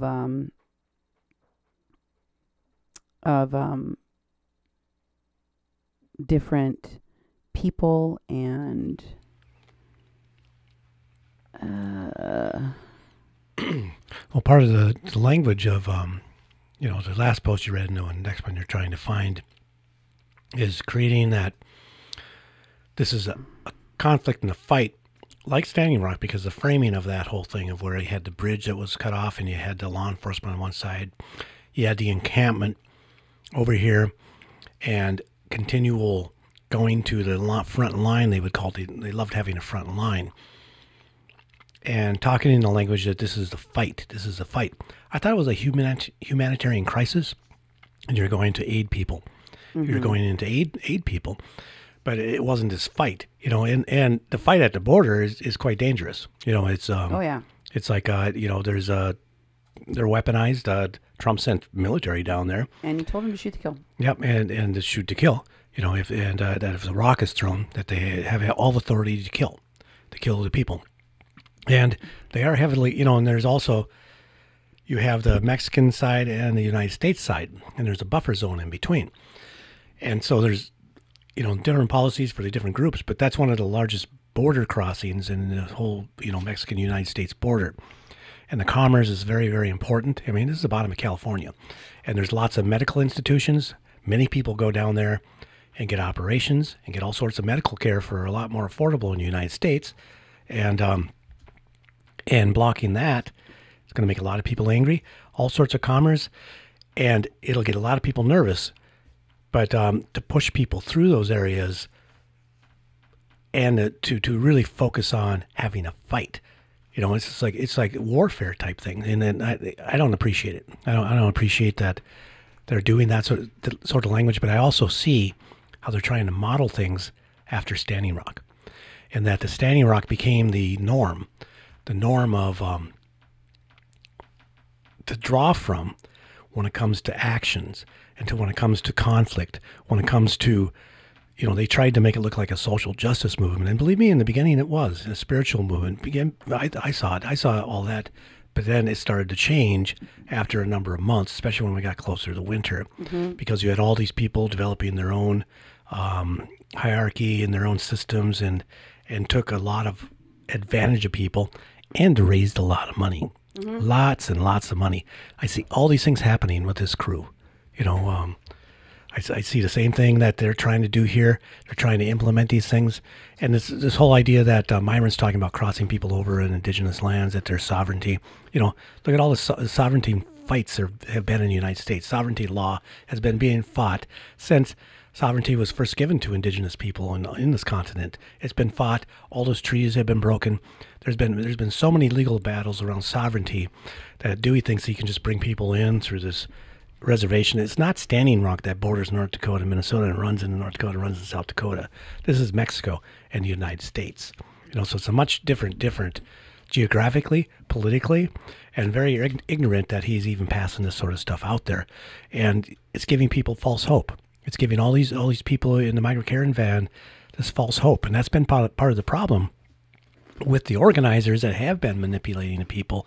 They have told them they're going to get all these things, and those things are impossible to get. So people are left at the border with, we came here under the pretense that we would be granted this, and none of that is true. What do we do now? You know, how long do we stand here? We'll stand here a while longer. More people are coming. You'll get it now. We're going to make Trump, with his heart, he's going to give in and let you all in. And they're telling people this sort of stuff, and they're believing it, and they're hinging their hope on that. You know, in the very beginning, Dewey said, when he first went to Mexico City, he said, oh, he heard God a lot and Jesus a lot. And he said, digital smoke signals does not condone these religious statements. Now they're using them. And now he's using them, you know, so we'll now they're all using them. They're all talking about Jesus and God and Mary and Joseph and Jesus and all this stuff. So this is the post. I found it. I was the one that mislabeled because I was the one that was, when I was choosing my slides, I mislabeled this one. But it was posted in Asylum Seeker, so you can go find it there. It was posted there, I think, yesterday. He says, how mitakiapi wambli nunpa ohitika emma chiapi.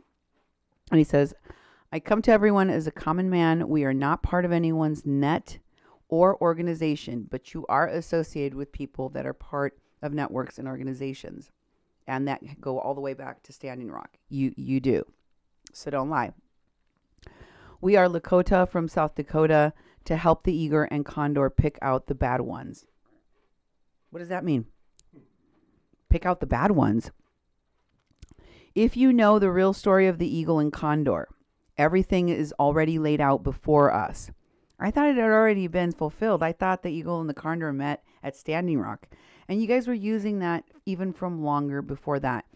It's disgusting that you're taking things that are real prophecies and that really mean things that are sacred and taking them to Burning Man and desecrating them for propaganda, for exploitation. I don't appreciate the racism and the hatred on the right, and I don't appreciate the exploitation on the left. And people like Dwayne, who are supposedly associated with Aerol medicine, that are associated with spirituality, you are making a mockery of the people in the caravan by coming with them with these false prophecies and your pseudo religious mumbo jumbo that you're trying to sell to these folks. He says, in the prophecy, there's also a time of hardship, and I don't know how else to say it, but battle. Did you catch what I just said? Yep. He said there's going to be a battle, but it's not because of the prophecy. It's because of them, because they want to bring violence. They want to cause a violent clash. People are going to get hurt, possibly killed, and these people do not care. They are there to escalate the situation. He said, we will win with prayer. However, in the prophecy, there is also a time of hardship, and I don't know how else to say it, but battle. There is always good with bad. The Lakota are not part of any camps. Lies again. Yeah. Yes, you are. Yes, you have been. We are not part of any violence. Yes, you are. Yes, you are part of the violence. We are allies. Everything is the way it's supposed to be. Again, we will take off with little money and a lot of prayer. We are just common men. Our relatives want to return home. We will bring the eagle and find this condor and do what we can. We never crossed the border. The border crossed us. As Indigenous people, we don't follow orders like a soldier. We follow our hearts as a warrior. So if the spirits want it so, it will be. I have created a GoFundMe to get us back down there. Also, a song. Hoka, let's ride. PM me for the details of any questions. Hashtag Eagle and Condor. Hashtag Miniwichoni. Hashtag Mitaku. I give up. Yep. So,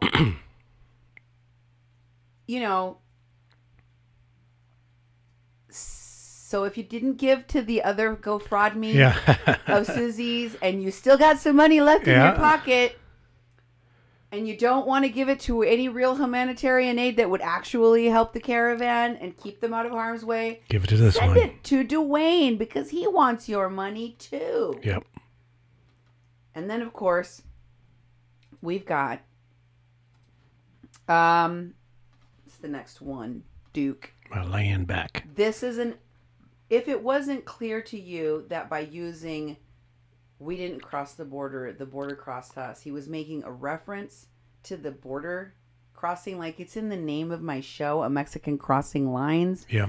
Because we have always been here, and I've been telling you that as long as I've had my show. I've been saying, look, when people ask me, where are you from? I don't answer by saying, oh, I'm from Muscatine, Iowa, because people go, no, like, where are you really from? Yeah, really.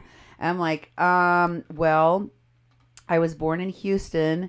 They're like, no, where are you really from? And I'm like, oh, so you don't care where I was born or where I grew up the entirety of my life. You just want to know why am I brown? Why am I not white? Because I don't fit into the narrative of your country. And it is insulting to me to hear that question, especially when it's repeated like that to me over and over again. So what I tell people now is And granted, this might be a little passive aggressive, but hey, I'm jaded now. They ask me, and I'll say, my ancestors have been on this continent forever. And there isn't an anthropologist that can disprove that. In fact, the more information they find, the more they realize that we originated on this continent, unlike any other humans on this earth. We originated here. We've always been here. We always have come from here. So my people did not immigrate anywhere. My people are not immigrants. Mm-hmm. My people have been traveling up and down, trading all up and down this continent for thousands of years. That's my answer. You want to know where I'm from? I'm from this continent. My people are from this continent. They are originators of the culture, of the wealth, of the beauty, of the science, of the knowledge of this continent. That's who I am. So that's what they're bringing. Is Dwayne a Mexican? No. Why is he using this language? Well, because there are groups of Mexicans that are in this country that are part of groups which many people consider to be hate groups. That believe there shouldn't be no white people here. No Europeans. They should all have to leave. This is indigenous land. It doesn't matter that your families have been here for hundreds of years and generations. Pack it up and find somewhere else to go because you can't stay here. And to further their agendas, they're willing to take action. Some of them even violent action. People associated with Antifa are such people. People associated with these groups like Dwayne Redwater, with these Standing Rock people that are going around talking about this prophecy, keep saying that. You will regain your stolen lands with this prophecy. You know what that sounds like to me, Duke? What? The BDS movement from the river to the sea chant. Yeah. Because it doesn't have any room for a two-state solution, meaning a place in this space for both Palestinians and Israelis. A place on this continent in these United States for both the European settlers that came here and the original people of the place. Because that's what we have now. And the alternative would mean, well, somebody has to be removed forcefully or murdered. Are they advocating for genocide? I don't know. But they are talking about getting the land back repeatedly. Here's one of his posts of Dwayne Redwater's, one of these folks that's going down there, saying just that. All he wants for Christmas is, there's an ancient picture of a Native American. I think it's Geronimo, isn't it? Yeah. If you scroll all the way up, you'll see what he wants for Christmas. Not that way. I mean up. Oh, you didn't get the whole picture. Well, I will tell you what it said. There was another one that had the whole thing. But if you, if I got the bottom part of it, it would cut off the top where it was a post of Dwayne's. And I definitely wanted you to see. He was the one that posted it, okay? Mm-hmm. And it said at the bottom, all I want is my land back. Okay. You can go find it on Asylum Seekers if you don't believe me. Go check it out for yourself. And of course, Dwayne is connected to Evan Duke, the guy that started the Asylum Seekers group. Here he is posting a picture of Dwayne. Evan Duke is the guy that started Occupy ICE. Mm-hmm. That wants to abolish ICE. And the guy that wants, that's part of Antifa. Dwayne and Evan are also connected to Dewey. And Dewey, of course, as you know, has also been flying drones. That's what he was arrested for out at Standing Rock. It's what he was doing the last time I reported on him, being in Mexico City and even in Tijuana. Yep. And I told you he was violating the law then. But recently, new laws have been passed, according to this Mexico Daily drone article, you can see that new regulations have been passed for non-Mexicans. So it says you will soon need a license or registration to fly a drone in Mexico.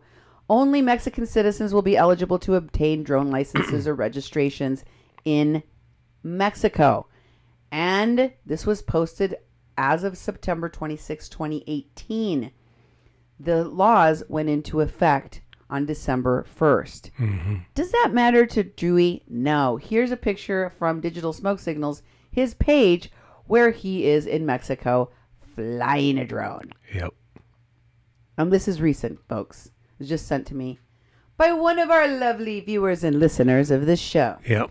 So folks are paying attention to your crime here in the United States, hopefully also in Mexico. But that's not all. Love Across Borders, Bertie Gutierrez's group is also hanging out with Myron Dewey. Again, I don't know if Bertie is been working on this for a long time. But according to her own page, it says that her organization anyway, was started April. Yeah, not very long ago. And you looked up to see if they were registered as a nonprofit in the state of California. I couldn't find anything, but that's, you have to look a little longer sometimes. True. But it doesn't appear that they're a nonprofit or a 501c3. It does not appear to be registered. It appears to be brand spanking new. It's possible that she's been working on migrant issues or other issues associated with migration. She is, after all, a Mexican herself. Maybe she just has a lot of compassion in her heart, and this was a great opportunity for her because she lives in San Isidro or near the border. Mm-hmm. Whatever the reason, Bertie has gotten involved in this, but not just in this caravan support. Also, apparently, in the groups associated with this Standing Rock propaganda, and with Antifa, and with Mark Lane of the TYT network, producing programming for TYT, right? Yep. And the associated politics that I told you, which of course TYT is also connected to through Justice Democrats formed by Cenk Uygur that ran a lot of politicians that ended up getting into office recently, like the ones I showed you on my last show, Caravan Politics, that were being promoted by some of these people. So there's a lot more to all of this that meets the eye. I don't know if Bertie knows.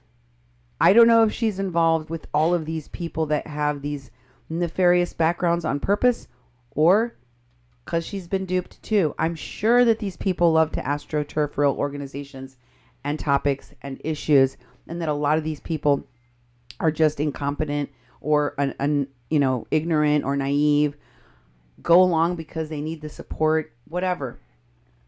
But they have a duty to know. They have a duty, especially once they're told what they're involved with, who they're involved with, to not take down or tear down the name of their own organization by associating with folks that commit crimes, that are involved with rapists, kidnappers, frauds, or those who promote them. And I've shown you show after show after show for years now what these folks are capable of. So buyer beware, you've been advised. Next, I want to show you that Bertie not only has been going to the Caritas shelter, as we showed you before, one of the other shelters that has been getting support by people going across the border. It's where Pitaya Queen was when the shelter caught on fire, which she used to say that they're trying to kill us. She's been going there and supporting families, Bertie says, for months now. And guess what? One of the people that was in that shelter that was part of the caravan ended up somehow crossing illegally into the United States and was in detention and got dropped off out of the detention center. And Bertie was able to reunite with them. On the side, what the odds of that? Yeah. Somebody is in a shelter that you are helping, a whole family of people on the United States side. And all of a sudden, on the Mexico side, and then all of a sudden, they manage to cross into the United States illegally, right? Mm-hmm. And they find you because they happen to have your number. That's right. Because she gave them out to people at the shelters within the caravan. And what does this post about the reunion say, Duke? Can you read that for everybody? Yep. Nice and loud. Trying to process a roller coaster of emotions felt within the last 2 days. From Border Patrol dumping our families with babies in the middle of the night in the freezing cold to being able to show up and give them love and support. To be able to serve them with only love and affection. Taking them shopping. Buying them and their children clothes, shoes, and suitcases, and giving them financial support before they take their journey to their sponsors across the country. It is truly a privilege and an honor to embrace them and welcome them. I cannot possibly be able to do this without your donations and support. Please continue supporting Bridge of Love Across the Border or by donating to our GoFundMe. You know, there's a picture of the children, and then click here to support Bridge of Love Across the Border, a GoFundMe site. So she is like overwhelmed because of this apparent miracle. Isn't it so creepy and weird? Mm-hmm. And just like Laura Berger and all these other people, they're all like, they're dropping people off. This has been going on for decades. Hundreds of people. Tijuana News was talking about how it is not something out of the ordinary on any given day, on any given Tuesday, for Tijuana to have Border and Customs dump 700 to 1,000 people over the border in their city. Not send them back to the countries of origin, most of which are in Central America. In Tijuana. That's as far as they drop them. This happens all of the time. It has been happening for decades. None of these people have ever cared, ever talked about it before. It is not in their wheelhouse of knowledge, or they don't even know what happens to them when they go into detention centers, or they pretend that they don't know because they're making a huge deal out of what is happening in those detention centers now that they never seemed to care about before. That is the hypocrisy that I am calling out here. And remember, these folks that have been supporting all of this and the asylum seekers groups that I'm telling you, they have helped to coordinate this unnatural manifestation of migrant caravans. It is not normal. It is manufactured, and it is political. So Birdie goes with the family reunion at the hotel. Here they are. There's Birdie in the middle holding the baby, and she's got a picture of all of them. There, you can see the hotel there, the hotel room. So, oh yeah, they arranged a hotel room for all of that family that are now in this country. If you look at, can you zoom in on the feet, please? Do you see that person has a shackle, basically? Oh, the ankle bracelet. Yeah, that's an ankle bracelet. Okay. So these folks were detained by ICE, released with ankle bracelets that will track them, right? Because they likely don't have capacity to keep all of them, especially the ones that have children. The only options for them is to release them. This is how it happens all the time. They are released into the country. They're not required by immigration to set them up with a hotel, send them on their, buy them bus tickets to their families' houses. This has never happened. It probably never will. Yeah. So I don't know why people are decrying this almost as if it were some crime.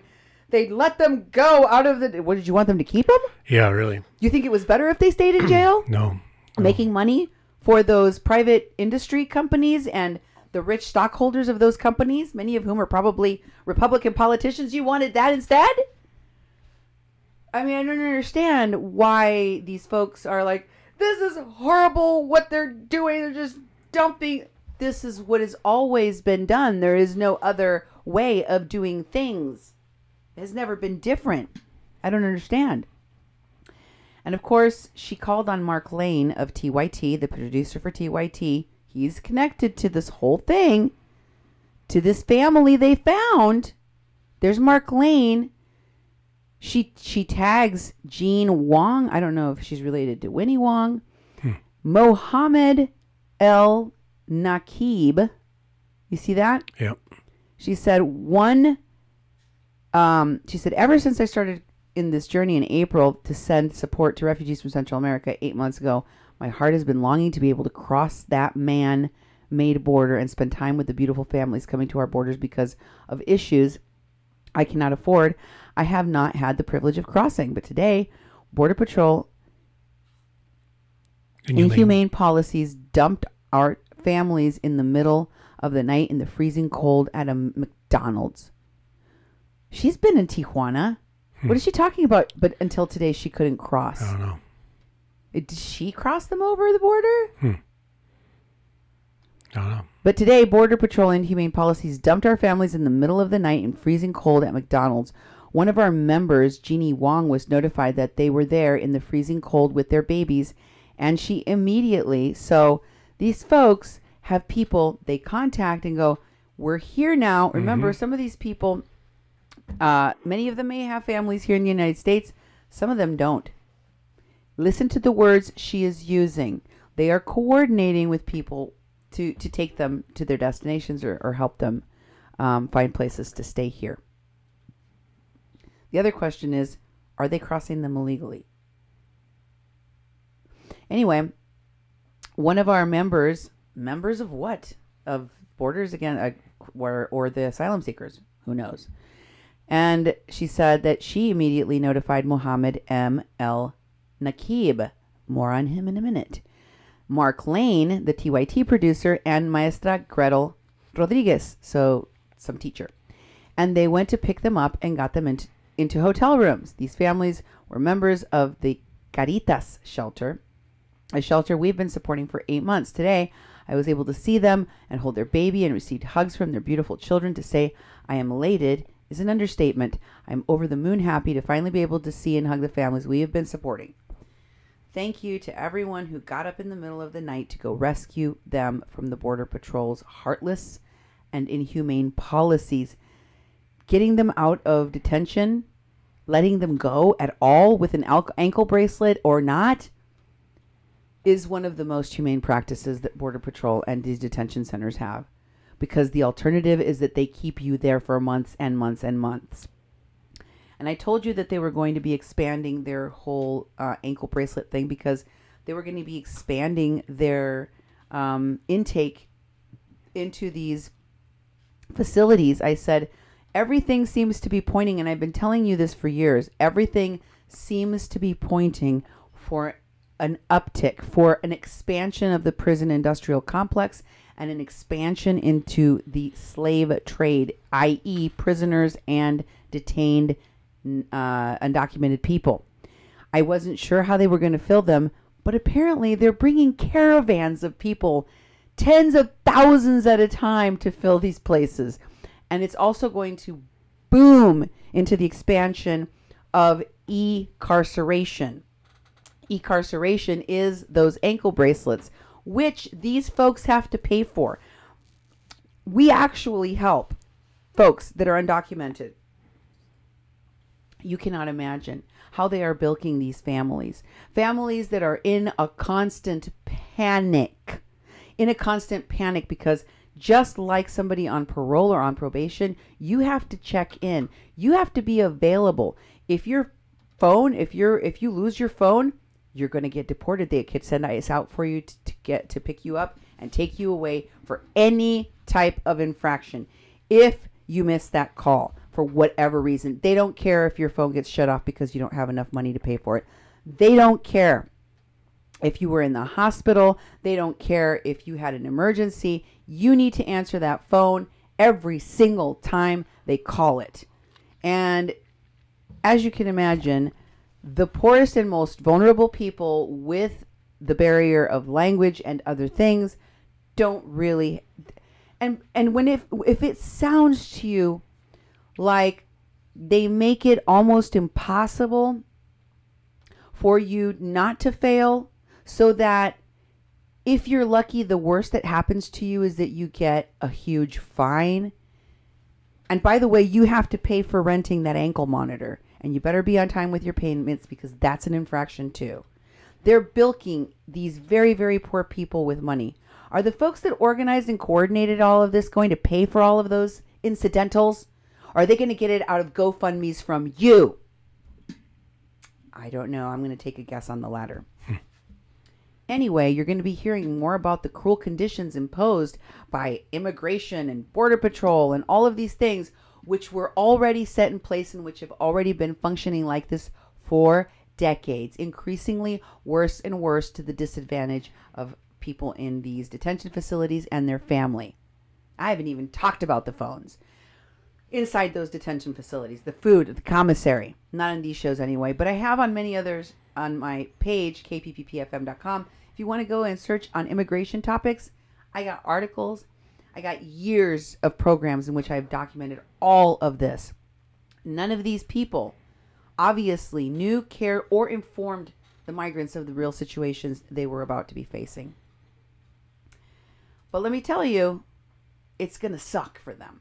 It's going to really, really suck. Those people are not in an asylum process. If they did request asylum, they got a hearing date. Those people, and some people don't qualify to be released on a, what they call a bail, being bailed out. First, it has to be established that you're going to get a hearing date. You can't leave the shelter until they're giving you a hearing date. So you got to establish one. And they have to, and it's usually like a year into the future or more. And they may change that date into the future again because they're so backlogged. The second that is done, then they have to establish whether or not they think you're the kind of person that will come back to your hearing if they were to set a bail for you. And then they have to set a bail for you and all the other individuals you were with.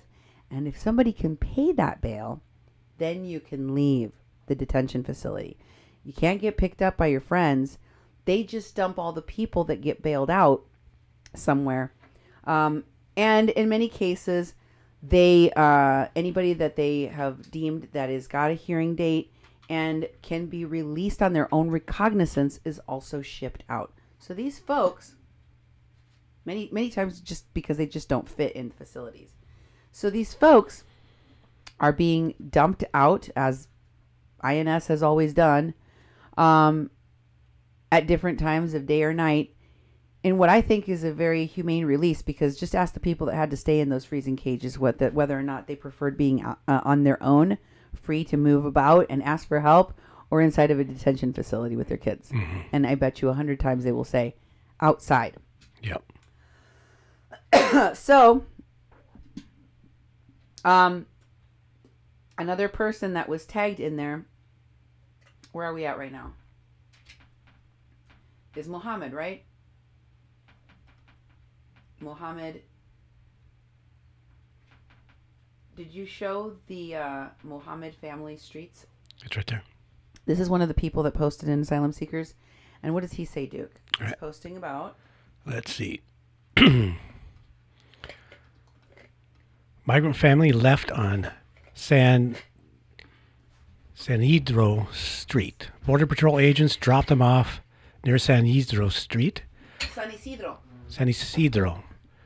And that's all it says on here. Just abolish ICE, abolish CP, no walls, no borders. Abolish ICE is owned by Evan Duke. Evan Duke. So he posted that, and this was posted by El Nakib about this story about this family. Mm-hmm. The same family that Bertie Gutierrez posted about. Here is the video of a news story in San Diego that picked up the story about this family. Here it is. Oh, this one, the family said... Video, Mohammed. video of the Channel 7. Nope. So I just got a That's call. fine. Play it. Go ahead and play that. That's him posting about it. So I just got a call. Border Patrol dropped off 3 adults, 4 kids, a family at the McDonald's at San Isidro. And they are fucking cold and they are being treated like shit by people. So I'm on my way to go pick them up and take them to a hotel for the night where they can stay, have warm blankets and be comfortable until we can take them to their host families. It's really real out here, y'all. It's really real. Seriously. This is a problem, and they keep doing this every single day.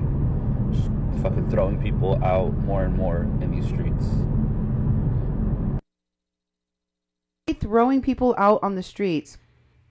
It's almost like they're implying that they should keep them until they have somewhere to put them. Don't just put people out on the streets. Never in the history of immigration has immigration and border customs enforcement, whatever they've called themselves through the many iterations of name changes, have been responsible for making sure that people have transport or housing after they are released. You know, like, it's never been part of the budget. So to suddenly be using this rhetoric that they're being treated like, I'm not going to use the expletive that he used, but that they're being treated like crap, essentially, is an escalation, an exaggeration of something that doesn't even make sense in this argument of somehow being inhumane. It has been what has always been done, and it is the most humane thing to release them. They're not being thrown out, they're being released. That doesn't sound as good, I guess. Yeah. So here's the news story that for some reason this place in San Diego decided was newsworthy. It's bizarre. Today, activists tell us that they found more than a dozen migrants, including toddlers and mothers, sleeping on the streets of San Isidro. NBC7's Melissa Adon met with activists who say this is a growing problem. This is where activists tell me they found a group of migrants sleeping right here in the San Isidro trolley station. And they tell me that this isn't the first case, as they keep seeing more families found like this. Around 4 a.m. on Christmas Eve morning, a group of San Diego migrant advocates found 3 families, part of the migrant caravan, sleeping on the streets of San Isidro. Really shaken up. They were very tired. They were freezing. I mean, there's toddlers, babies, mothers, fathers. And so when I got there, the situation was pretty brutal.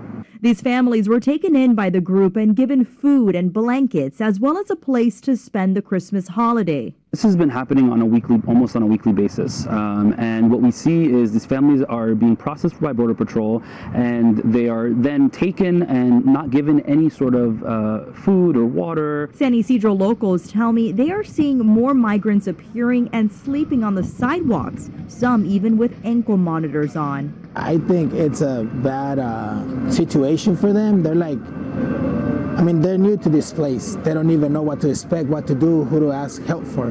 But I've seen how the guards kick them out. The activists tell me they want a better approach to what is known by ICE as catch and release, which is the practice of releasing a migrant to the community while he or she awaits hearings in immigration court.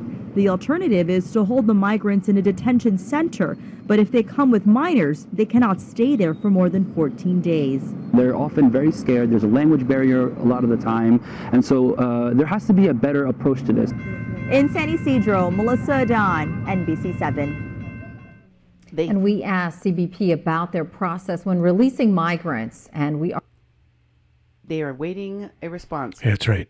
Now, did you notice that the reporter said that these activists found them? Yeah, I thought that was interesting because we were just reading the post that they were called. That was a coordinated pickup, but it's like they just found them, because, it's, there's all sorts of issues in there, but it's a sensationalizing of it that you're pointing out and showing the post of where they actually had this plan set up in place that they should contact somebody if they've made it across or got out of detention and were processed that they could, figure out some place to go. But in the news story, it makes it look like they were just dumped there. They're about to freeze to death, and they came in to rescue them. Oh, yeah, and that wasn't the only family they tripped over in the middle of the night.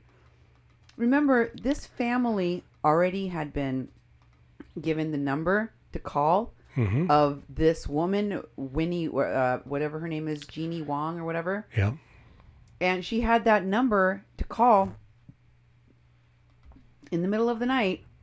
There was some arrangement between these folks that they knew they could call these people. Bertie Gutierrez said they had her number. They called her. She called somebody else. These people were really willing and able to go out and fetch them in the middle of the night and had money at the ready to put them up in hotel rooms. And give them Christmas presents. Yeah. And give them a great Christmas. It was just boom. Right? So that's very coordinated. It feels very planned. Maybe because it is. And of course, they're putting this story, which is really kind of it's a weird story, in the news cycle when there should be nothing shocking or seen as inhumane about releasing people on their own recognizance, especially people with children. That is humane. They shouldn't keep them in detention facilities. We should never have little children in any kind of jail, whether or not they are toddlers or babies or minors. They shouldn't be in there. So when these detention facilities, which make money off of every single migrant they have in there, release them, that is humane. Hear me when I say that is humane. For these folks to be saying they're being treated like beep because they released them is crazy. It's literally insane. Now let me show you who else is involved here. I got a post from Mohammed here. This is Mohammed posting with the family. And he says, so I got a call this morning at 4 a.m. telling me that there was a family that was processed by Border Patrol last night and then dumped out in the streets. Again, we hear him saying they were dumped in the streets. And next we have a Facebook post. This is the whole post, so you can see everything that he said. I just wanted to show you. It connected to the very same family that's in that news story. Connects to... It was a script for the news story. Pretty much, yeah. And this says, this is what they do. This is what Border Patrol does. That's how they treat the families after they are detained like criminals. They're dumped out without food or water. Never has it been a requirement of Immigration and Naturalization Services to give people water. Just like when they release you from jails. Yep, you've been bailed out. They don't go, oh, and we've rented a house for you over here because we know you just got out of jail. Here's some money to tide you over until you can land a job. I know it's going to be hard now that you're a felon. And by the way, do you need some grocery money? It never has happened. It never will happen. It's not in the cards, especially for a country that treats their criminals and their detained, undocumented people in detention facilities the way that Americans do. Yeah. Never going to happen. If you want to decry the conditions of prisons and detention centers, that's one thing. But for you to call being detained and then released without food, water, shelter, and Christmas presents or everything else that you can imagine under the same, being treated like crap, with even harsher words, putting this in the news as if it's some inhumane act, then having all of these other Standing Rock phonies echo that in their groups and in their social media posts, that's just propaganda, folks. That's what it is. Let's continue reading that post, Duke. It says, I got there, found out there was actually 3 families, kids, toddlers, that spent the night in the street cold without shelter or warmth. They had your number, though. Yeah. They called you right away, didn't they? These Border Patrol agents are relentless in their treatment of our asylum seekers. Then they get to go home and spend Christmas Eve with their own kids in their warm homes because they live here in the United States and they have homes to go to. These people don't. And what's worse, I mean, the juxtaposition. Yes, do I think that it is an evil kind of a job? Do I think that it is, probably one of the most? I could never either be Border Patrol agent or a police officer or work in a detention facility. I have a friend that works in as a guard in a prison. She's a correctional officer. She's actually my very best friend from childhood. I couldn't do that work though. It would be like, first of all, it'd be terrifying, but second of all, it would be just too hard on me. And I did social work for a while, so I don't have a thick skin. It's just too heartbreaking. So Muhammad is really decrying something for propaganda purposes that it doesn't happen. Yeah. And what's worse is that all our politicians are silent. Are they? All of them? I don't think that's true at all. We took them. So now we got the politicians involved suddenly. Muhammad wants politicians to be involved with this because, as I told you, it is political. From the very caravan itself to everything else about it. What else does it say, Duke? Read it. We took them and got hotel rooms and brought them warm food and blankets. Well, they got comfortable. They were telling me the stress they have been under. I can't imagine how anyone can go through that. They've been so resilient. For those who asked me why I never sleep, this is why. The safety of those families will always supersede my sleep and comfort. They don't deserve this. Thank you. Mark Lane, Jeannie Wong, and Gretel? I don't know. Gretel. Next. There's a picture of the kids. Mm-hmm. You see the whole post? Okay. He has a video on it. Okay. Oh, yeah. Where you got this from? The video there. And there's a whole post again. Yep.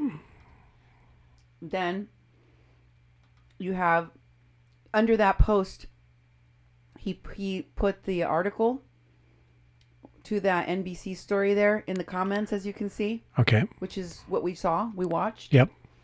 And underneath that, if you scroll, you'll see he tags someone. Oh.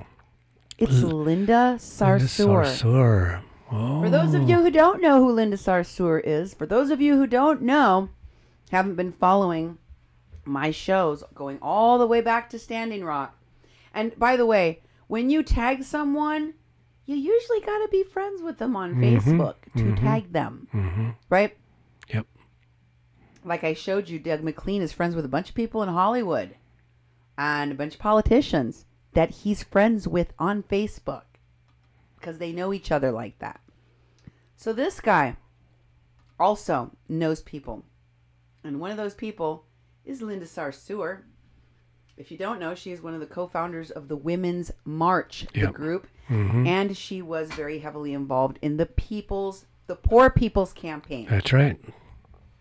I've done a lot of shows about Linda Sarsour and her connections to the BDSM movement. BDS movement, excuse me.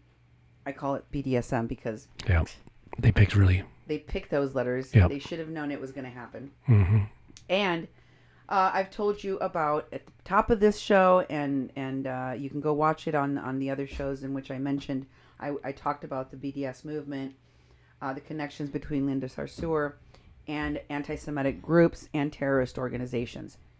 She can deny it, but I actually showed you the court records. I showed you the connections to the imam that she called her mentor, the person that she said in the video she called in the middle of the night when she had doubts about life. I showed you all of these things, not as figments of the imagination or rumors, but as actual things and how they were connected to the group of people that went to Israel from Standing Rock, including Chase Iron Eyes and Tara Hauska. I showed you the connections to the people doing PR out at Standing Rock and later on in other camps like Winnie Wong, like Shailene Woodley, the actress, the people connected to Bernie Sanders' campaign. Tara Hauska worked for that campaign as well. She was also one of the people in the WPLC lawyers group, right? She was connected to The Intercept. This is very important. I hope you're keeping track of it because I don't want to recreate the wheel here. So you can go back on my page and watch those other shows. I just want to remind you in a minute here of what those connections are for the context in this program.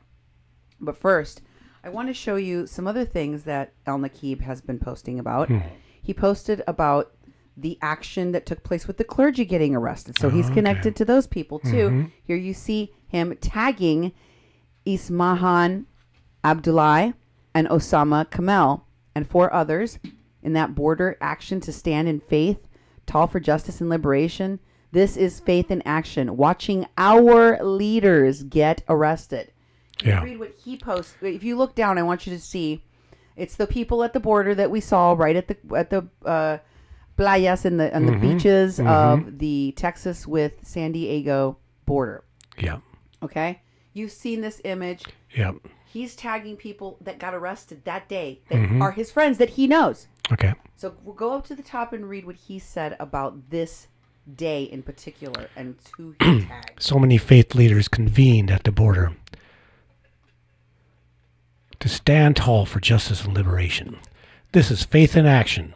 Watching our leaders get arrested as they stood their ground against the militarization of our borders was a powerful moment to witness. May Allah bless our CAR family. Hussam Alush, Osama Kamal, Fayez Nawabi, who got arrested, and so many at the front lines, including Zahra Bilou, Megan Afsan, and so many others. Allah protect you and bless you. Okay. Remember I told you guys to look out for CAIR? Because it would come up again? Yep. Here it is, folks. Now, I want to tell you what else he's talking about. Here he is with a guy named Hossam Ayoloshi. He says, I see you, brother. Thank you for taking the stand.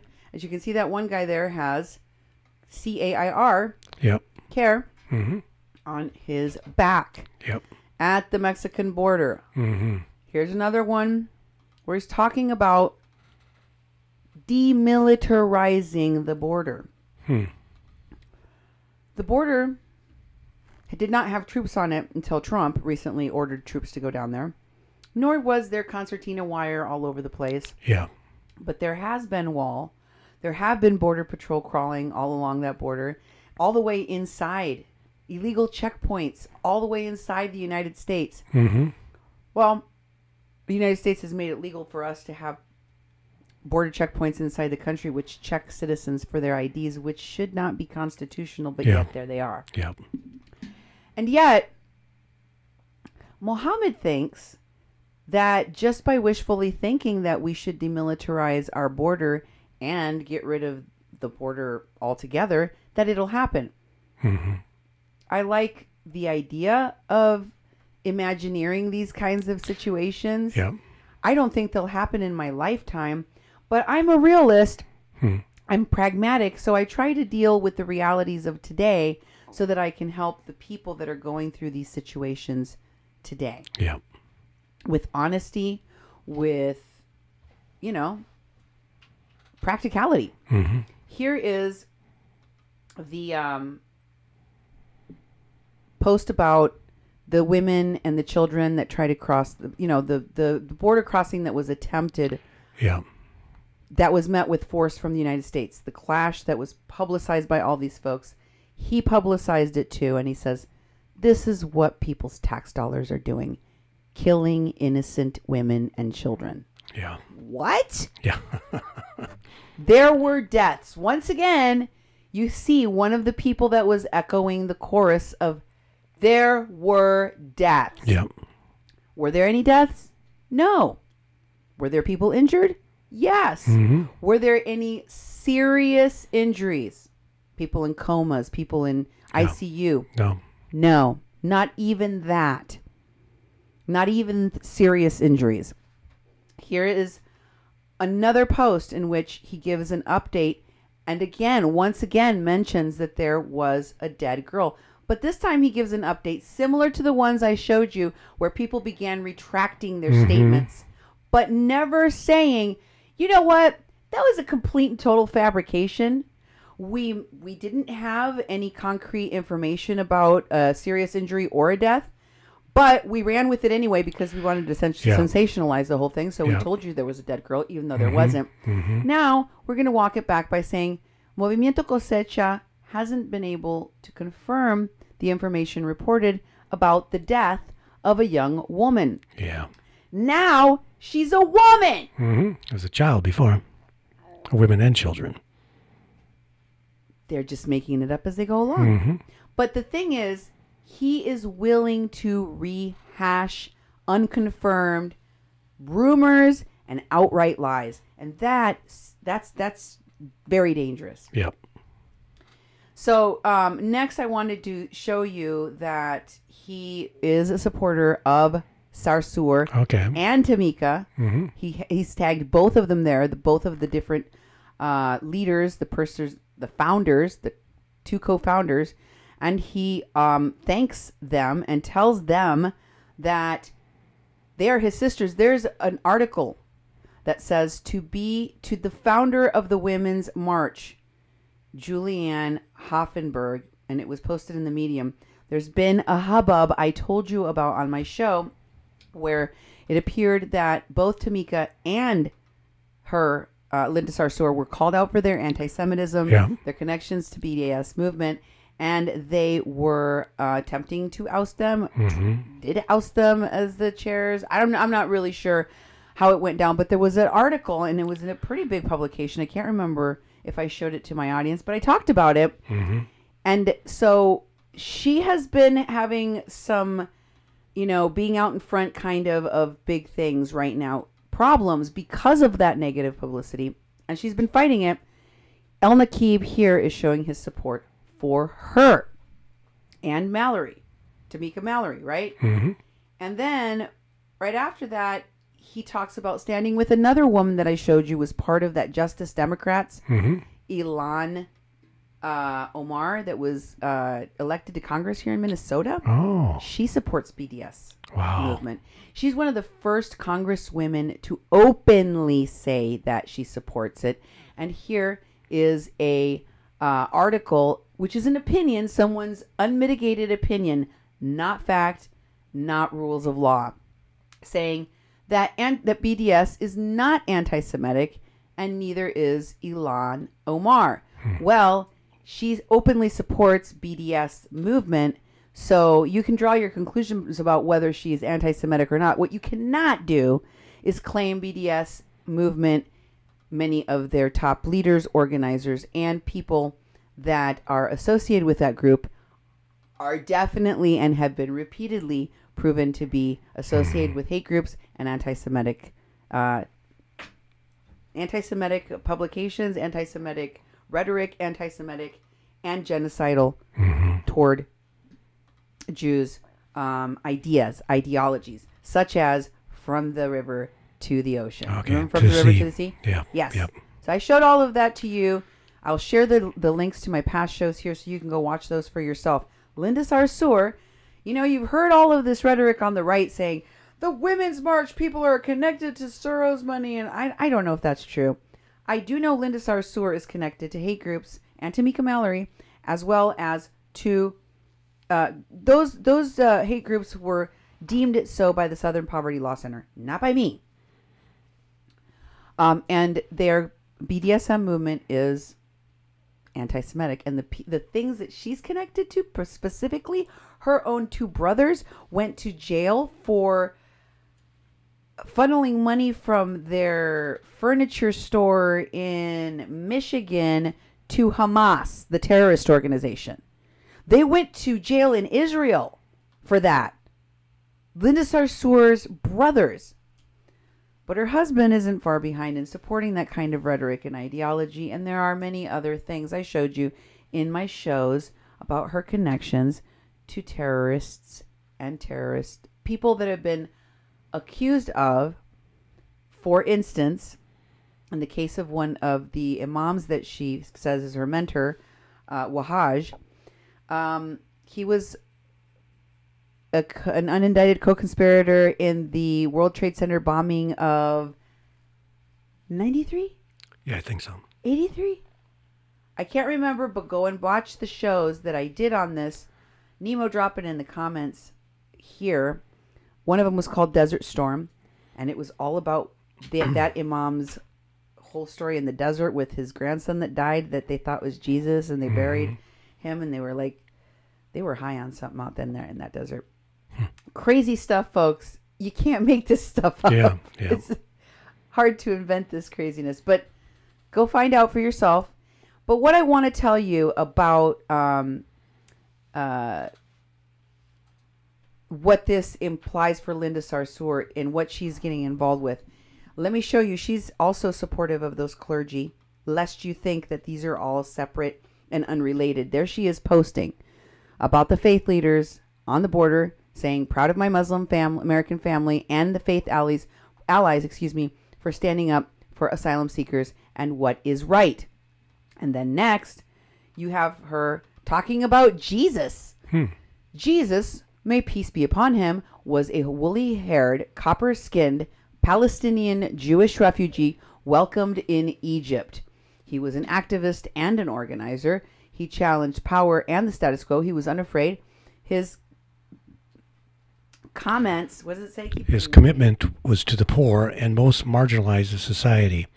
He protected those that our country would discard today. Jesus was love, mercy, and compassion. Let's be like Jesus, wishing all those who celebrate a blessed and Merry Christmas. I told you they're all using Jesus. Of course, the prophet that Muslims follow is Muhammad.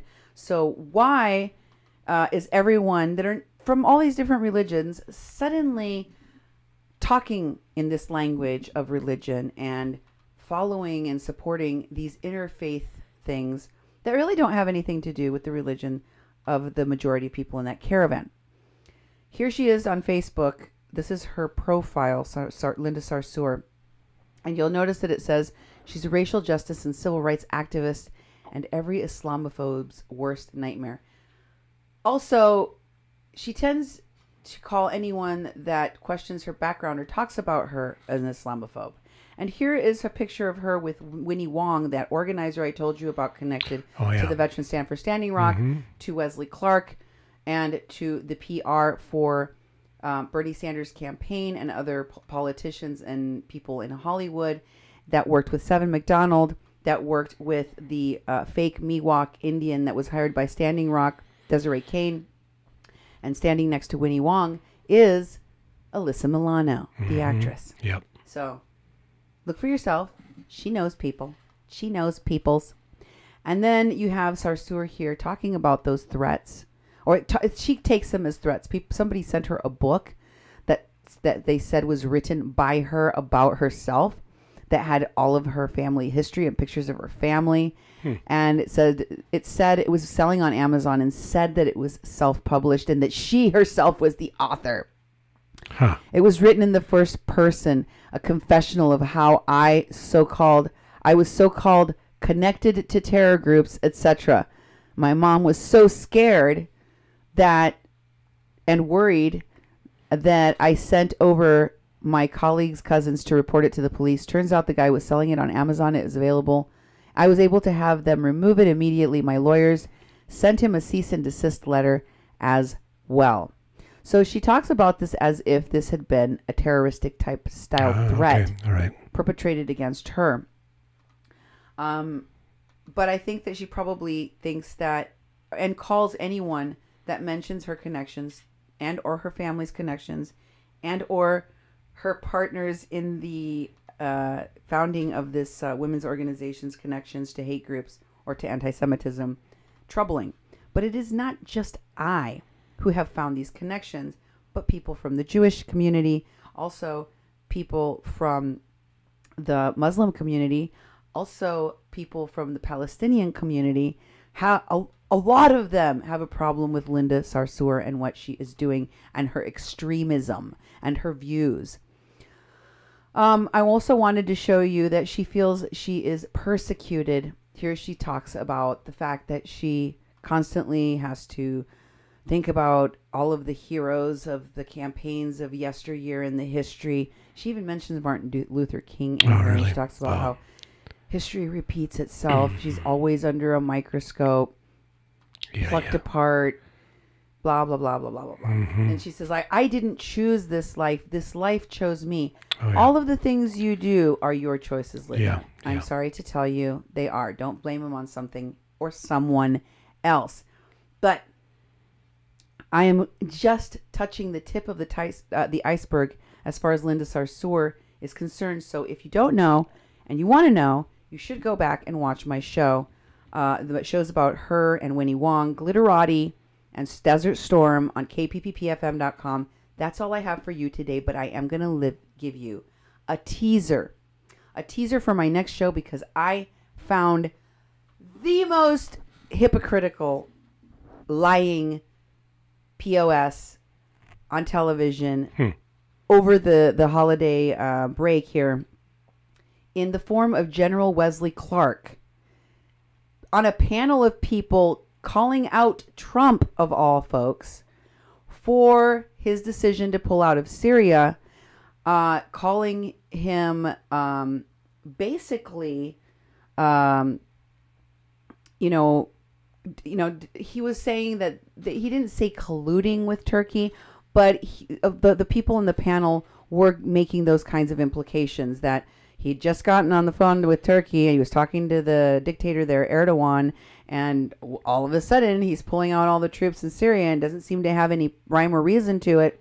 And I just sitting there going, you of all people should talk.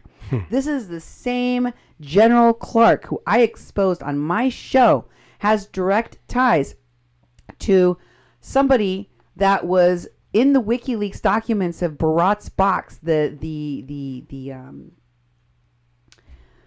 son-in-law. Barat al-Bayrak is the son-in-law of the dictator Recep Erdogan.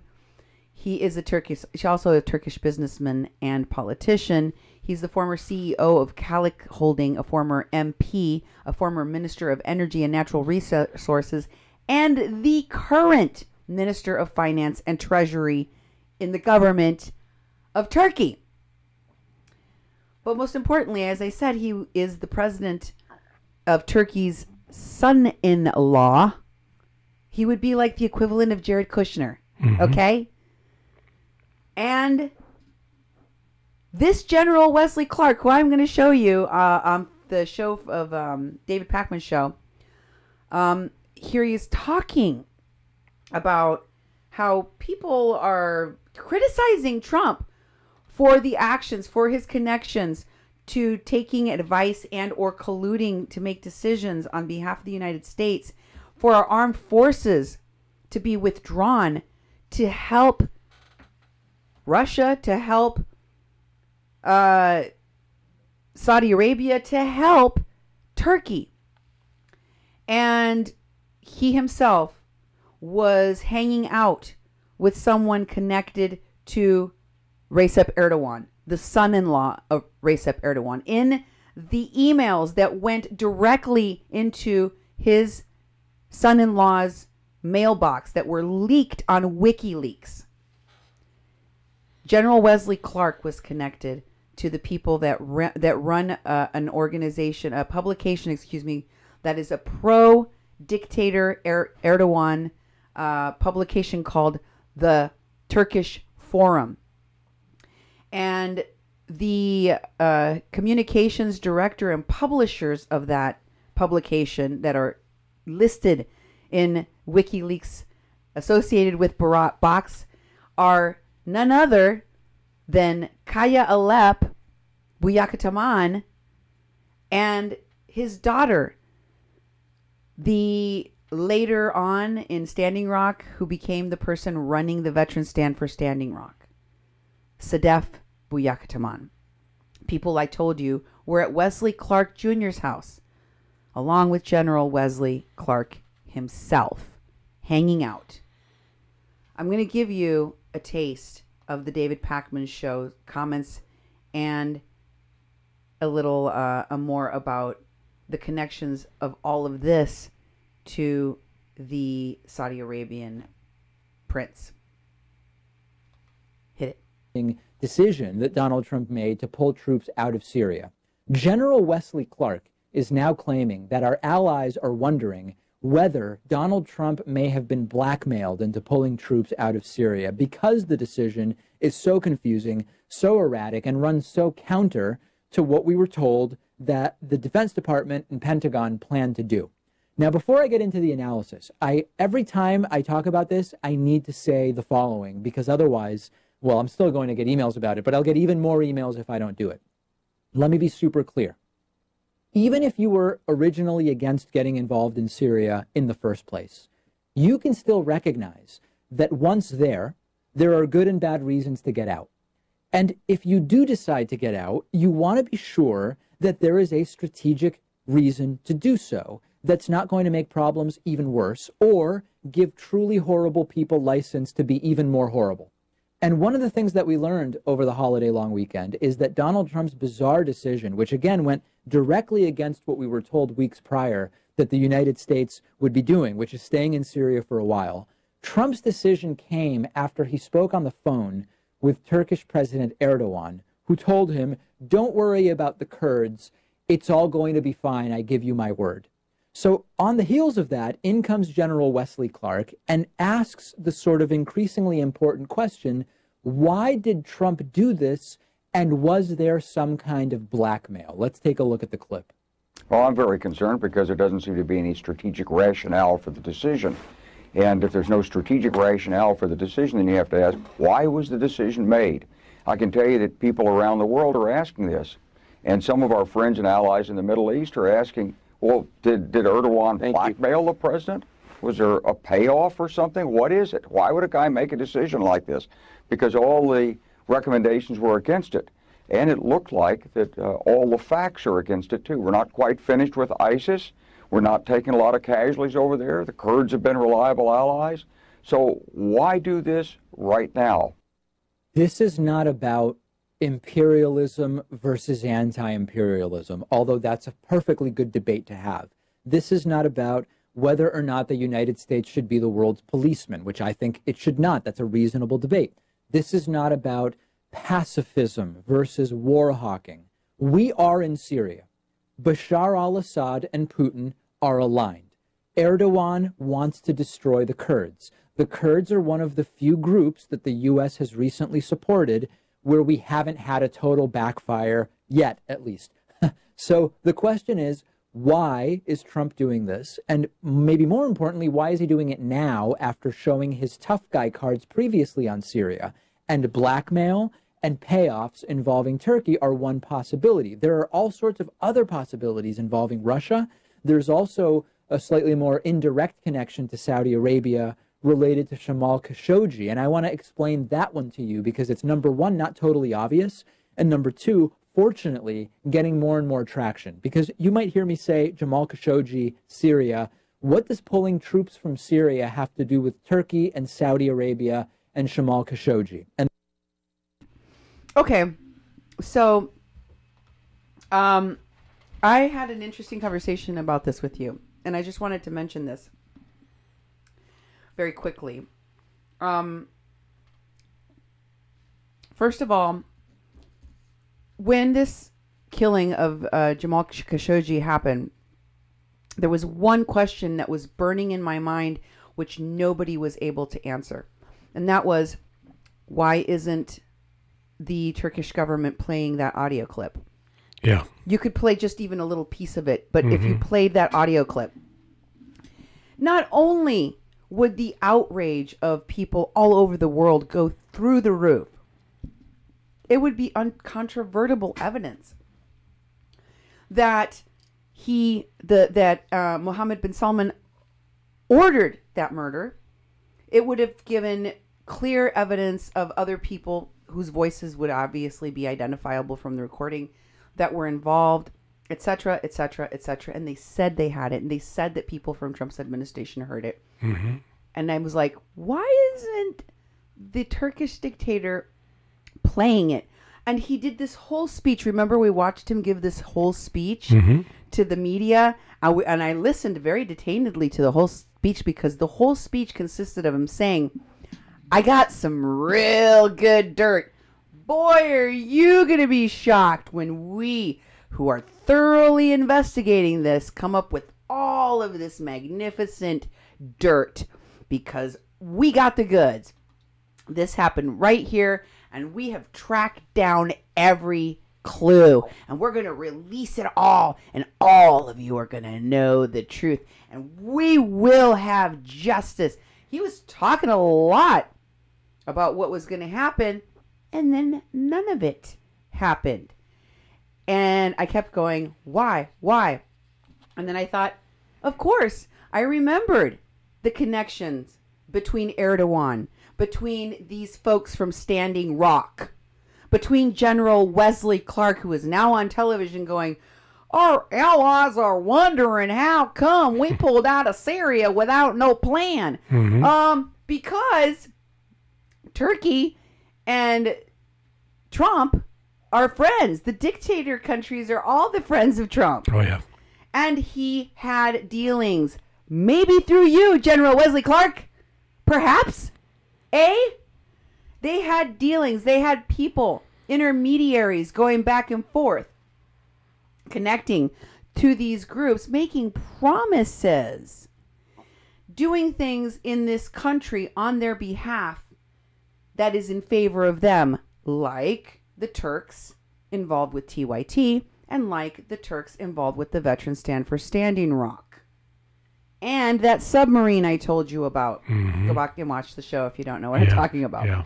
But let me just show you that General Clark met with Sadef, the Veterans Stand for Standing Rock lady, and her daddy, Kaya Alep, at Wesley Clark Jr.'s house in Los Angeles, California, right before all the Veterans Stand for Standing Rock people went out to Standing Rock. I wanted to show you, this came from Wesley Clark's own Facebook page. There's his dad in the green shirt. If you can't see it clearly, here's a better picture of both of them. Here's Sadef with Sadef's dad, Kaya Alep, with General Wesley Clark at his son's house in Los Angeles, California, hanging out with the head of the Turkish Forum, the publication, the pro-Erdogan publication. And here is Kaya's post about Standing Rock to support Wesley Clark, so you can see they're very clearly connected, and so is his daddy. And here is Kaya talking about Jews, replacing Semitic, Judean, and Torah with Turkic Jews and the Talmud. Here's another one. New genetic research confirms what... Excuse me, why did you go to the next thing? I haven't asked for that. The next one says, new genetic research confirms Kessler's czar theory. Ashkenazi Jews are not the Jews of the... And here's another one down below. Ashkenazi self-styled Jews are not the descendants of the ancient Israelites. And another post. The history of Jewish czars, Tsar Turk, and Khazarian Jews. So he doesn't just have anti-Semitic views, as does the Turkish Forum, which I showed you in my past show. He also has racist views about indigenous people. Here's something from Kaya's views on natives. He thinks they were descendants of white people. Scientists discovered DNA proving original Native Americans were white. It's like Myron saying that they're Israeli. These people are twisted. These people are twisted.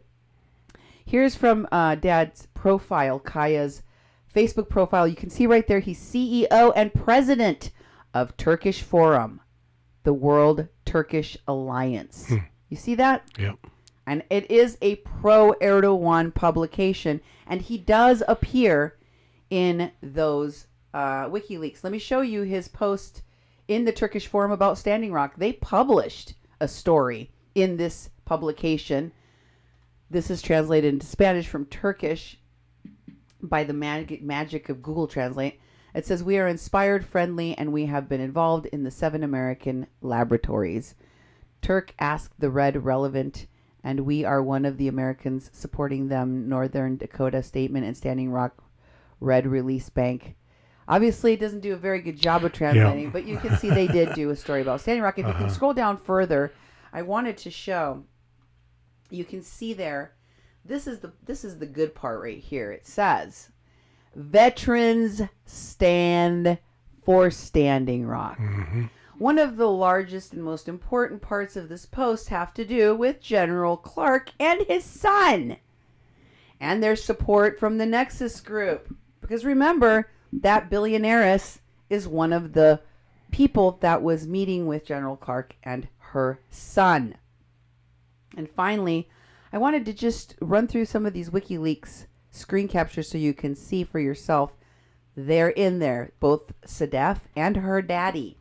If you can make that bigger, you can see right there, the first line from the bottom, the second line from the bottom, excuse me, says, Sedef and Buyaktaman, Istanbul. This was part of money that was being raised through the Turkish Forum for that submarine that Sedef's dad bought. WikiLeaks 2 shows her name there. There it is. And WikiLeaks 3 shows that this has to do with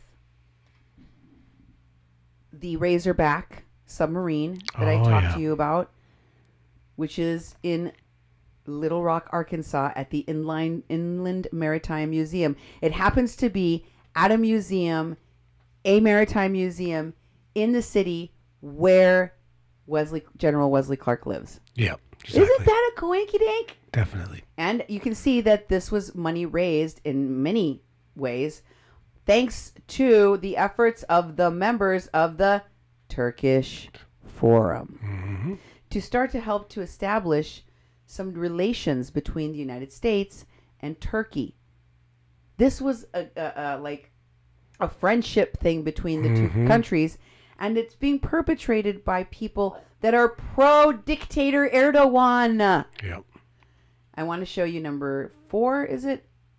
Here we can see the Turkish Forum worked hand in hand, with the city of North Little Rock. You can see that they worked to do this.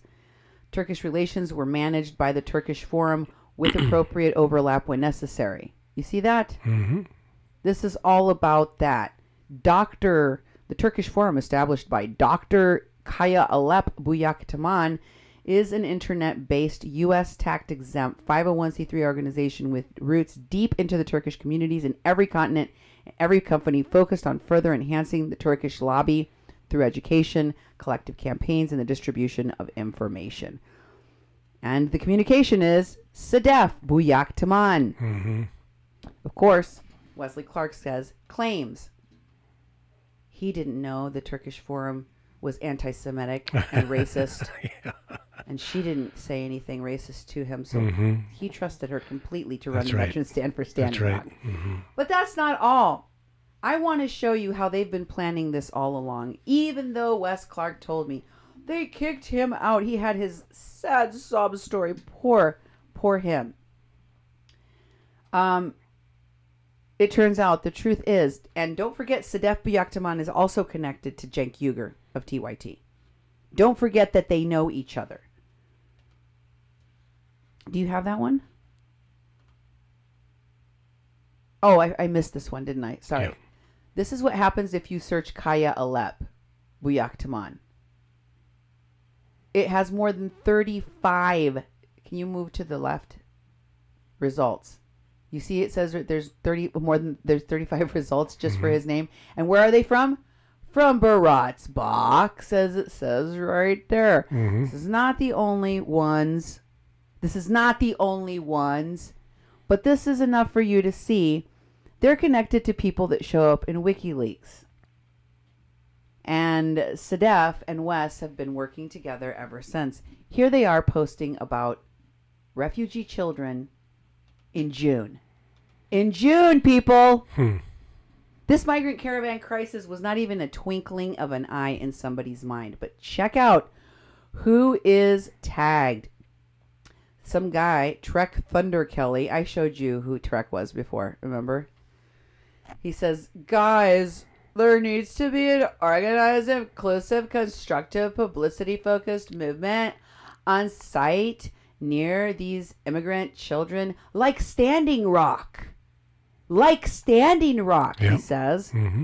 This is intolerable. And he tags Wesley Clark, Jerry Brunskill, Aaron Meischler, Jung Kim, Sadef Buyaktaman, Wendy Smith, Colin Hornet, Greg Pullier, and Brock Pierce. And if you scroll down, you see Wesley says, thinking about it. He told me. I have recordings of him. I have text messages of him saying, I have nothing more to do with any of these people. I haven't talked to them in years. I don't know anything about what they're doing. I am not working with them. It's all been a pack of lies. Keep scrolling. Wendy says, I think the worst offenses are happening in Texas, so that place to start. I'm sure Arizona is seeing their share. And there's Sadef. And she says it would depend on who's involved. No, it doesn't, Sadef. You don't care who's involved. You work with rapists, thieves, criminals. Hell, you run a Turkish foreign publication that is both anti-Semitic and racist. So I don't really think that you care what kind of company you keep, just as long as it moves you along on the path to fame, fortune, and power in this country. So folks, that's what I've got for you tonight. I hope that has enlightened you. I know it's a lot to take in. I haven't seen you for a while, so I wanted to bring you a good show. And there you have it. I hope to hear from you very soon. Thanks for being with us, and buenas noches.